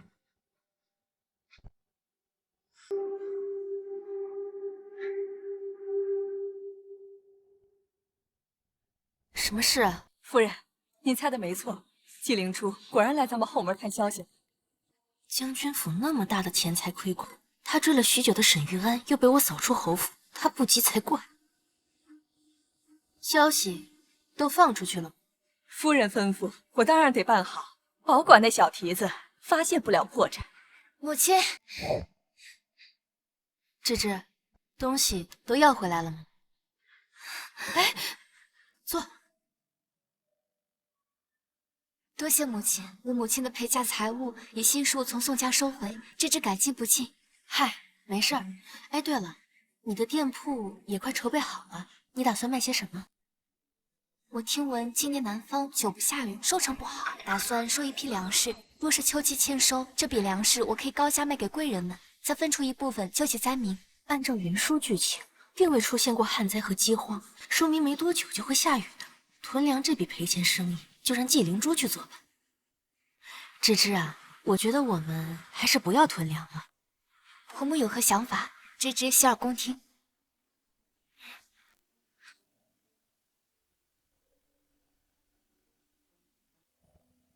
灵珠，你真的要全收了吗？不知道你借的是印子钱，这要是还不上，可怎么办啊？师兄，你还想不想和嫂子和好了？我们要是不把这批货买断，嫂子要是生意做起来了，就更不想回头了。我明白你是替我出头，正是因为咱俩的交情，我才不想你为了我扛下这么多。你还真以为你是什么在世潘安呢？两位客人想买些什么？我们想进货。在下萧怀瑾，正是这里的老板。敢问姑娘芳名？我叫纪灵珠。纪小姐果然气质出尘，不同于一般妇人，一看就很见识不凡。里面请。哎，灵珠，你要不再想想？你不想做生意就回去，我自己去。灵珠，到底是为了钱，还是为了我？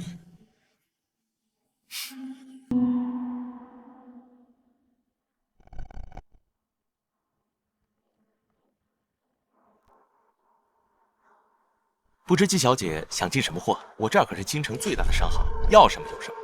我想收一批粮食。纪小姐真是会呀！今夏久旱未雨，现在正是囤粮的好时候。只不过大家都打着这个主意，粮食价格反倒水涨船高，供不应求了。那这里现在是没有货了？不瞒纪小姐，萧某自己囤了一大批，以待来日。今天和纪小姐一见如故，愿意割爱50担白米，60两黄金即可。只希望事成之后，纪小姐能赏脸与萧某同游于我。承蒙萧公子厚爱。灵珠，他这是打你主意，你可别轻易答应他。这位是纪小姐您的一个朋友，他不懂，你别管他。一个朋友，灵珠，咱俩可是最好的关系，我好心劝你啊。人家萧公子愿意割爱让给我，那是人家对我的欣赏。你干嘛把人想的那么龌龊？我不对，这话怎么似曾相识呢？你们这些深宅女子就是这样，一点芝麻大小的事儿也要闹脾气。我当沈师兄是大哥，我们俩是兄弟，哪有你想的那么龌龊？原来芝芝当时是这样的感觉，我都干了些什么呀？我说了，你要是不愿意做这生意，你就回家去。好，你一心想赚这钱就赚，不管你了。我和芝芝的事，以后也不劳你操心了。哼！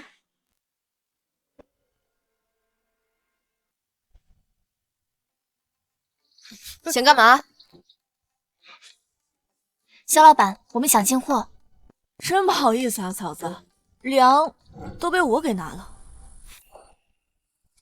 怎么，利民商行如今轮到你做主了？这只要没成交，那就是价高者得。侯夫人，萧某久闻平安侯府大名，十分敬重。但纪小姐的确先和我谈成了这笔生意。他出多少，我追加。嫂子，你有那么多钱吗？黄金70两，你出得起吗？就算侯府财大气粗，你也不应该为了和我斗气随意处置吧？哎，我侯府就是财大气粗，我挥霍得起。肖老板，70两黄金，你爽快点。侯夫人，您别为难我，将军府肯定没有侯府阔绰，您又何必为难季小姐？80两，肖老板，我灵珠也不难为你，这钱我将军府还出得起。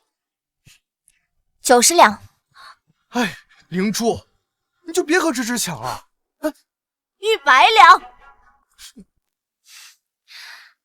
那算了吧，我不要了。季小姐，既已成交，就当面付账吧，这是商行的规矩。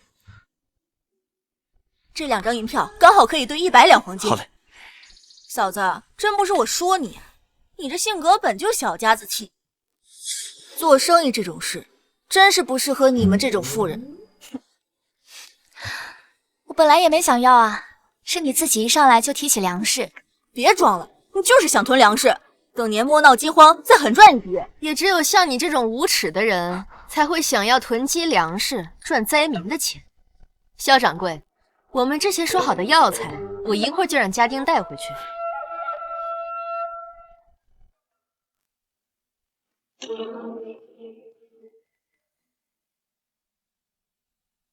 药材？你们不是要囤粮食吗？亏你口口声声瞧不起深宅妇人，标榜自己见多识广。我看这天下之事，你是丝毫不知。昨日南方普遍降下甘霖，陛下也已经派人去修缮河道了，干旱问题不日就能解决。不可能！你们少诓我！京中各商行都囤了粮食，连肖老板也囤了粮。季小姐，买卖既已谈成，就不能反悔喽。至于游船之事，再说吧。你们什么意思啊？意思就是你亏大了。你们以前就认识啊？我与宋小姐是经商时就相识，只可惜她心里当初只有你。如今她既已和离，我巴不得明日就带聘你去提亲。你敢提亲试试？他已离我未娶，凭什么我不能提亲？芝芝，你难道真的这么快就要再嫁吗？我嫁与不嫁，与你何干？哎，你不是认为芝芝不如你的好兄弟吗？现在着急了？我看你这个好兄弟啊，脸色不太好，还是趁早带人家回去吧。完了，全完了。师兄，我都是因为你才亏了这么多钱啊！师兄，你刚刚可不是这样说的。芝芝，我们走。你放开我！师兄，放开我！芝芝，肖老板，感谢你今日陪我做这出戏。芝芝，我刚才对沈渊说的话，并非做戏，全都是我的真心话。能得到肖老板的青睐和欣赏，是芝芝的福气。只是我如今并无再嫁之意，感谢肖老板的厚爱。我明白的。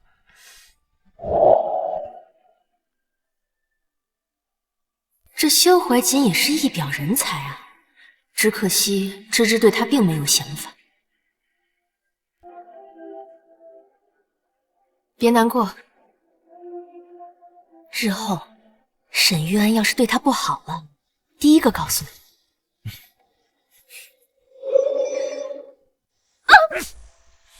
什么？没钱还？没钱还，你还敢找我借100两黄金？还以为将军府是以前的地位吗？季将军早已是酒囊饭袋。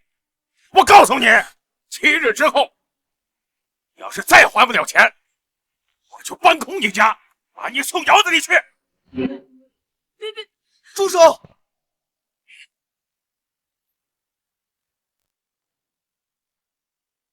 印子钱本来就是违法的，你们还敢找上门来啊？哪来的小白脸？你也不打听打听，老子什么来头？太有分界！他是平阳侯府的二少爷，你找平阳侯府要钱去！灵珠，念在你曾经救过我才来相护，你竟然如此无耻啊！我无耻，辛苦谋划了那么久，千不该万不该，就是把宝压在你这个废物身上。现在我完了，你也别想全身而退。别在这唱戏了，谁不知道他这2天被平阳侯府赶出来了？你若是想把钱要回来，只管找平阳侯府要，就算侯府不要他了，他娘子可有的是钱。你这个贱人，还想让芝芝替你还钱？来给我绑了！哎，真是畅快。母亲，来，芝芝，来坐。再拿一个杯子过来，刚好陪母亲喝一杯，庆祝你的店铺马上就开张了。母亲，我就不喝了，我一会儿还得去清点药材呢。这样啊，那好吧。那你找母亲有什么事吗？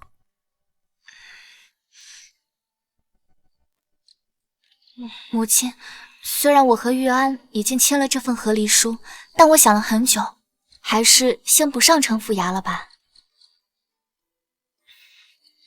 芝芝，他那样对你，你还打算原谅他？其实细想想，玉安他虽然执拗愚钝，但心并不坏的。我们不吵架时，他对我还是很好的。毕竟年少夫妻呀，舍不得也是正常的。若你这次原谅他，他日后再辜负你呢？我绝不姑息，我就只给他一次改过自新的机会。母亲，你放心，我心里有数的。那这份和离书就放母亲这儿。若那小崽子下次再犯病，我就把这个拿出来给他好看。多谢母亲。夫人不好了，二少爷被人打得满脸是血，丢在门口。什么？李嬷嬷，你快带我去找他。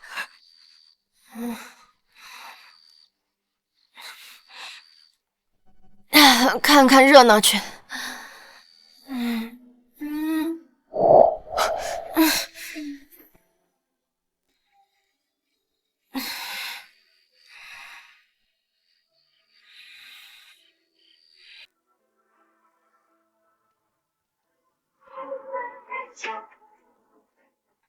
喝醉了就别去看热闹。醉什么醉啊！我来这之前刚喝倒了几个客户，你小瞧我。这酿酒的方式不一样，这儿的酒方容易醉。依我看，咱们就别去了。解铃还需系铃人。有道理，你还挺聪明啊。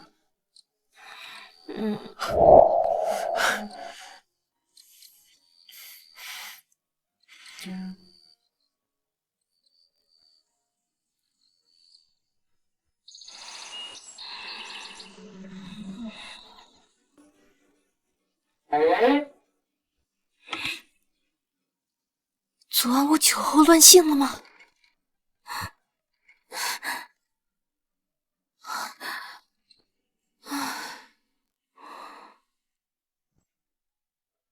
他昨晚就这样抱着我睡了一整晚。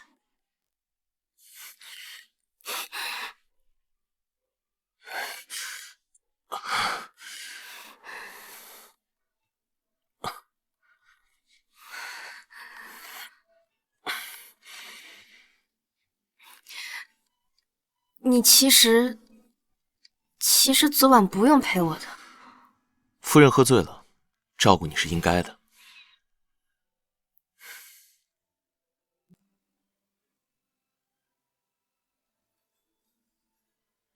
说的好像真夫妻一样。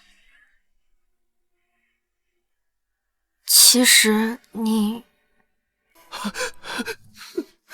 母亲，我知道错了，求求让我回家吧。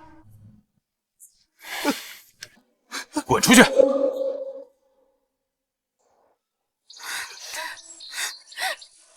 愿他不知您昨晚歇在母亲房中，扰您清梦，还请父亲见谅。母亲，你说的没错，我是蠢，是我没有看见姬灵珠阴毒的心思，叫芝芝受了许多委屈，可我真的知道错了。滚点！芝芝，你觉得如何？母亲，玉安欠下的债，我已经替他还下了一半，还有一半让那些放印子钱的去找季将军要了。听闻昨晚将军府已被搬空了，到此结束。我以后也不想追究从前的事情了。你想清楚了就好。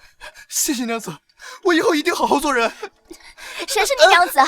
我帮你出了50两黄金，从今天开始，你就到我铺子里去当伙计，什么时候还清了，咱们下了复合的事。好，只要你开心，怎么着都行。侯爷，侯爷，有个披麻戴孝的姑娘跪在侯府门口求见您和夫人。那姑娘可是姓叶？正是，正在前厅坐着呢。其他的什么都不肯说，老奴只好来请您了。夫人先去，我去更衣再来。北方边城一战甚是惨烈，叶家男丁悉数战死。叶夫人听闻噩耗，也跟着去了。叶家便只剩下一个孤女。早年叶老将军对沈叶有提携之恩，两家有意结亲，便给沈家幼子与叶老将军的小孙女叶玲珑定下了婚约。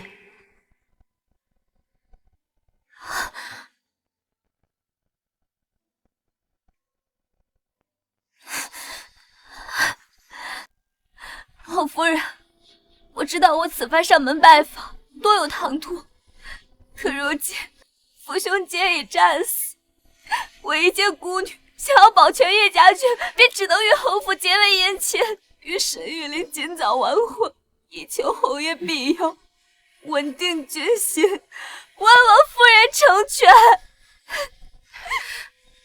哎，不行！母亲，我绝不可能娶叶小姐为妻。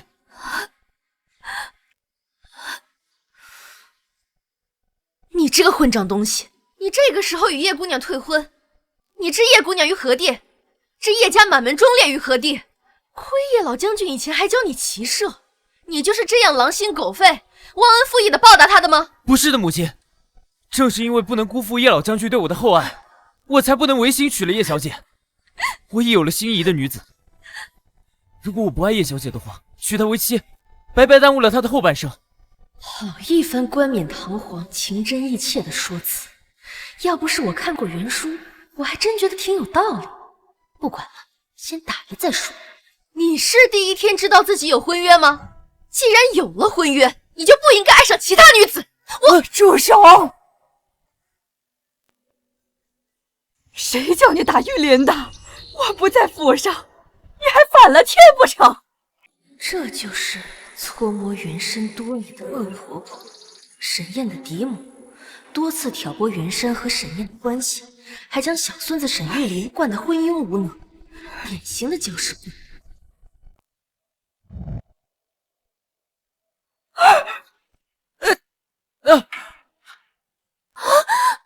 我就打了，怎样？我去参军才不到1年，母亲怎么性情大变？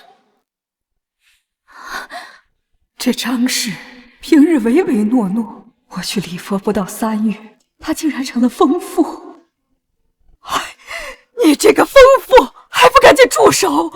我告诉你，玉林与白姑娘的婚事我已经应下了，怎么你还连我一起打不成？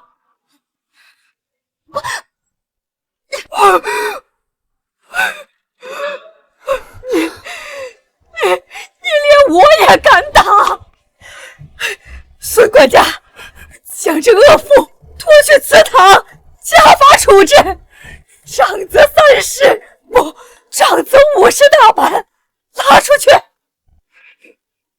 孙管家，我的话你没听见吗？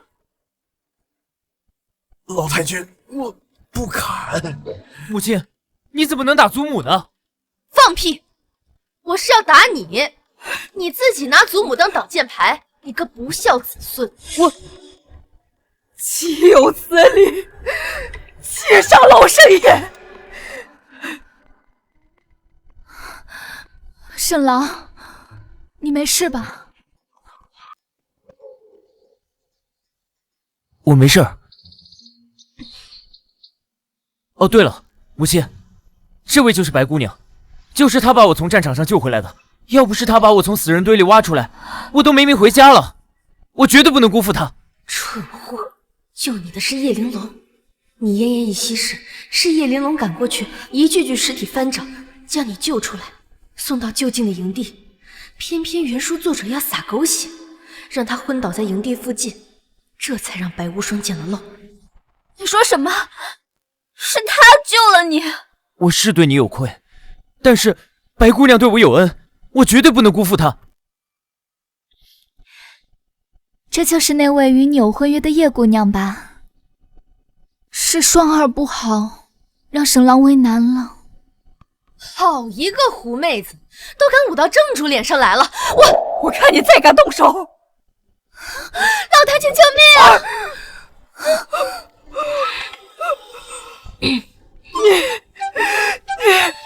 我要叫沈岩休了你！妍儿，你来的正好。这个江氏忤逆不孝，不敬婆母，可把我打成这样，必须得家法伺候，将他狠狠地训诫一顿。他要是不低头认错，就将他休了，以不孝之名流送到官府。侯爷，沈玉琳这个孽畜，欺负叶姑娘一个孤女，叶家满门忠烈，现在就剩叶姑娘一根独苗了。这事要是传出去，人家岂不是要说我们侯府丧尽天良？我只不过是想教训一下这个不孝子，他居然拿婆母当挡箭牌，谁知老太君也昏了头，非说是我打他。你胡说！你打得那么准，还说不是打我，岂有此理！母亲本就因为身体不好，常年住死吃斋，没想到病情愈加严重。没有，白姑娘精通医术，给我吃了人参大补丸，我如今已经大好了。老太婆就是上了保健品的当，所以才这么护着她。实际上那药丸里掺的全是猛药，长期吃下去，身体只会越来越虚。是吗？我看未必。母亲不分是非，不辨忠奸，反而是愈加糊涂。宋管家，宋老夫人敬内任，好生伺候。是。沈燕，我是你的嫡母，你竟敢不听我的话！母亲，妍儿，这边，父亲，这有违孝道吧？还有脸跟我提孝道？来人！给叶姑娘准备上一间上好的厢房，其余卿大人，一个送进柴房，一个送进祠堂，分开管押，等候发报。闲杂人，我谁敢碰他，就从我身体上跨过去！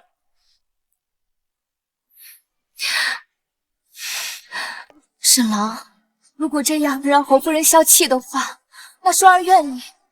双儿，你怎么能受这种委屈？我能常伴沈郎左右，就已经很知足了。你与叶姑娘既有婚约，你便听话，娶了她吧。我做妾也是做得的。我怎么能让你做妾呢？你俩还在这演上戏了，想得美！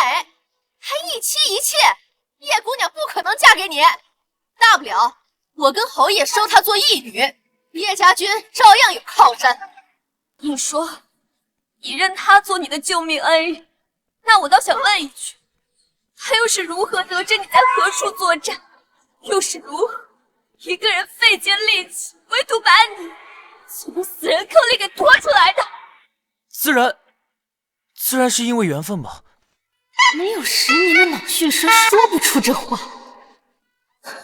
叶姑娘，咱不跟这种脑残说话，别理他。关起来！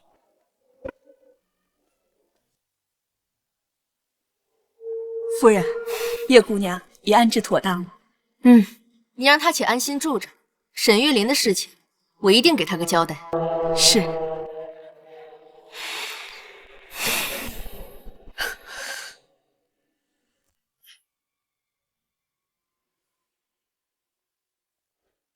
彦礼，你为什么要把那2个脏东西弄回来？你认出我了？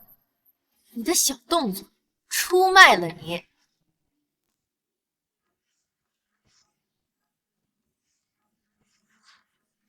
没想到我的老板，那个万恶的资本家陆彦礼，竟然也跟我一样穿到了这本书里，成了沈烨。真聪明，没想到这么快就发现了。那你为什么不直接说出身份？我要是一开始就告诉你我是陆彦礼，我估计啊，赶出府的第一个人就是我。原来你早就知道我不待见你，谁让你让我整天加班，加完班还要跟着你出差？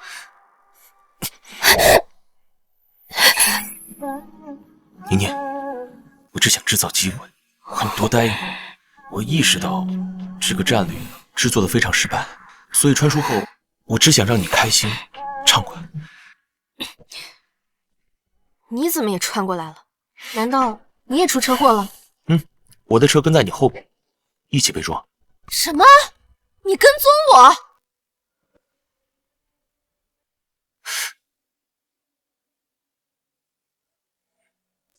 那天我是想向你去表白，可是眼看你在我前面出了事儿，时间上我比你早穿来1个月，每个人我都观察了一遍，一直没找到，所以我就祈求上天再给我一次机会找到你。没想到那天发现你穿成我夫人，高兴的不敢说话，怕把你吓跑了。其实我并不讨厌你，真的？除了今天你把沈玉琳带回家，这让我很不爽。我是想和你多待一会儿，那3个兔崽子没完没了给你找事，着实烦人。若又赶出府学，恐怕又得耽搁2、3天。我想快刀斩乱麻。那现在你打算怎么做？你比我了解原文，那白无双到底是什么来头？他就是一个敌国奸细，缠着沈玉琳，就是为了破坏联姻，让叶家军不成气候。既然是奸细，那咱们就为他来请君入瓮。如果你是奸细，既然已经进了平阳侯府，你难道不想多弄点情报出去？这整个京城的不防府就在侯府。不愧比我早穿来1个月，这都被你摸清楚了。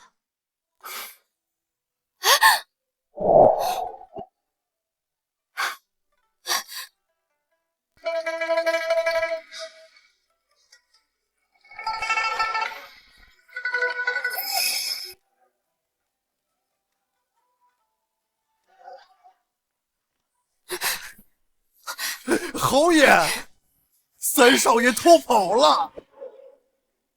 跑去哪了？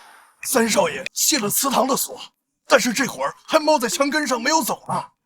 老奴估计他是想去柴房把白姑娘给带走，我已经派人悄悄地跟着他了。沈燕说的没错，着实是烦人。叫人盯着柴房，悄悄把柴房围住，不许任何人进出。我和侯爷这就过去。是。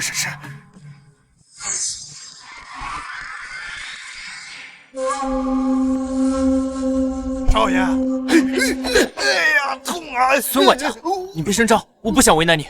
你想为难谁？父亲、母亲，求求你们饶了双儿吧，她身子弱，一个人在柴房待不住的。他身子弱，那你自己去柴房看清楚。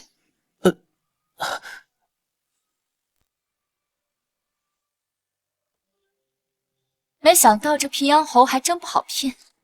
不过好在那个沈玉琳是个蠢货，我得想办法从他嘴里套出不防图的所在位置。双儿，你究竟是什么人？沈郎，你怎么在这里？你怎么会功夫？你平日里一副柔弱不能自理的样子，难道在骗我？沈郎，我不是有意骗你的，我只是怕你将我撇下。即便如此，你也不该骗我，更不能伤及他人性命。我只是将他们打晕了，并没有伤害他们性命。沈郎，我只是想救你出去。他哪里是需要找你？他只是想要去窃取机要。母亲，这是什么意思啊？我就知道你这个傻儿子还要相信他。我让人去问你祖母，要了白无双给他的大盘。林嬷嬷，是。三少爷，我请大夫检查过，这药丸里面有一味药只生长在敌国腹地，足以说明这位白姑娘就是个奸细。难道说你在战场上救我，是在打探情报，碰巧救了我？沈郎，我不知道哪里得罪了您的母亲，她竟然这般弃词污蔑我。我久居边境，药材只是长在敌国腹地，又不是不流通。沈郎，他说他从死人堆里把你救活，尸体那么多，一句句翻过去，还要刨坑挖土，手指早已进军里，可他却十指白金毫无痕迹，还不明白吗？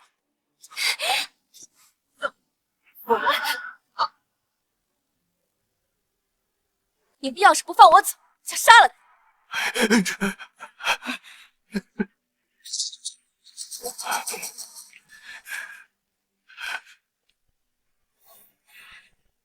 白无双，原来你在骗我，你根本没救过我。是你自己蠢，轻信他人。你这个毒妇！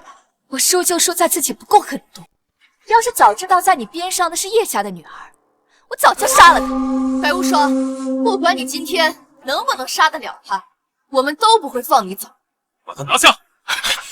你们不用管我，千万不能让敌军的细嘴逃出王府。好啊，那我们就同归于尽。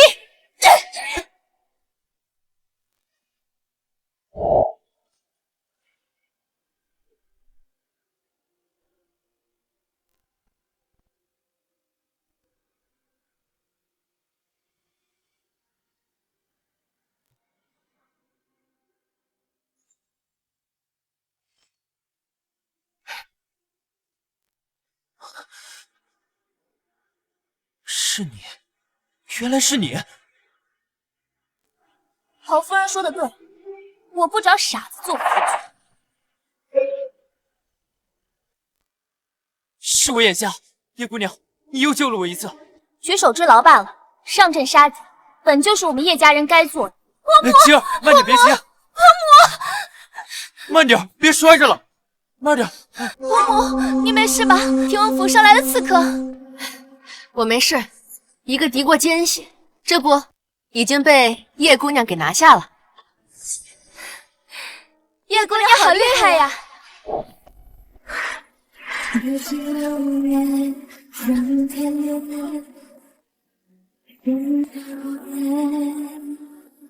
叶姑娘，你再给我一次机会吧。婚约你都能毁约，救命恩人你也能认错，给你机会有什么用啊？那你骂我，你打我，出出气吧。这叫道歉？这么没诚意？你先扇自己几个巴掌再说吧。我不是人，我该死。叶姑娘，求求你了，给我一次机会赎罪吧。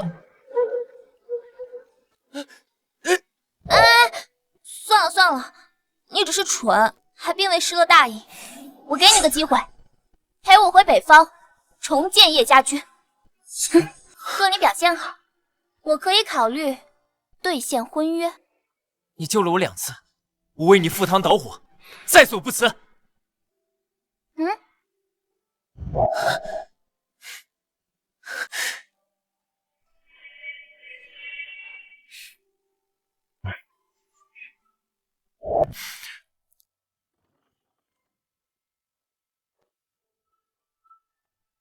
年年，我想搬回来住。我是心动了，没错，但难道我要在这本男尊女卑的小说里和他做真夫妻吗？那不是挖了个坑自己跳吗？夫人放心，以后的一切事情都由你决定。口说无凭，平安好，福在，人在。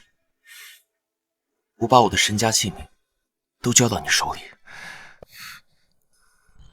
你其实不必。本侯就是喜欢宠着夫人，惯着夫人。无论他人如何，环境如何，我有我自己的坚守。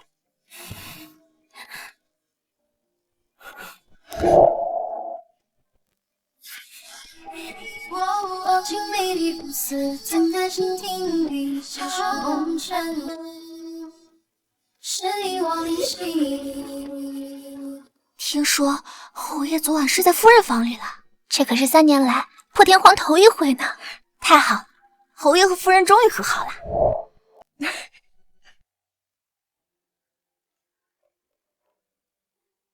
夫人，2少夫人的店铺开张在即了，请您启程吧。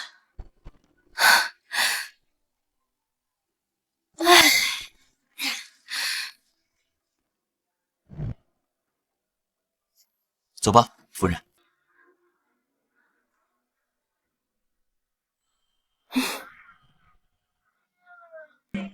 里面请吧。里面请。真好，这一转眼，弟妹的第2间商铺都已经开业了。嫂子来了。时间过得可真快呀，我的小侄子都满100日了呢。你什么时候也要一个？3日前已经让玉安救回来了。夫人和侯爷来了。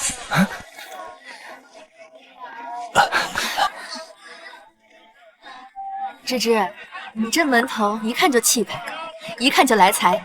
谢母亲，今日开张，不敢马虎。三弟呢？哟，这不来了吗？这一看啊，就是刚成亲的样子呀。恭喜二哥二嫂，这人都到齐了。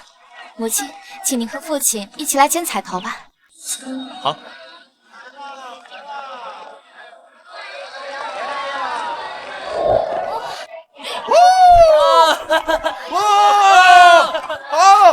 那就祝大家和和美美，恭喜发财！恭喜发财！上回马蹄下着四路上，我在你肩膀上，来听我唱，再一脚你放在头上，天一张，天一安排。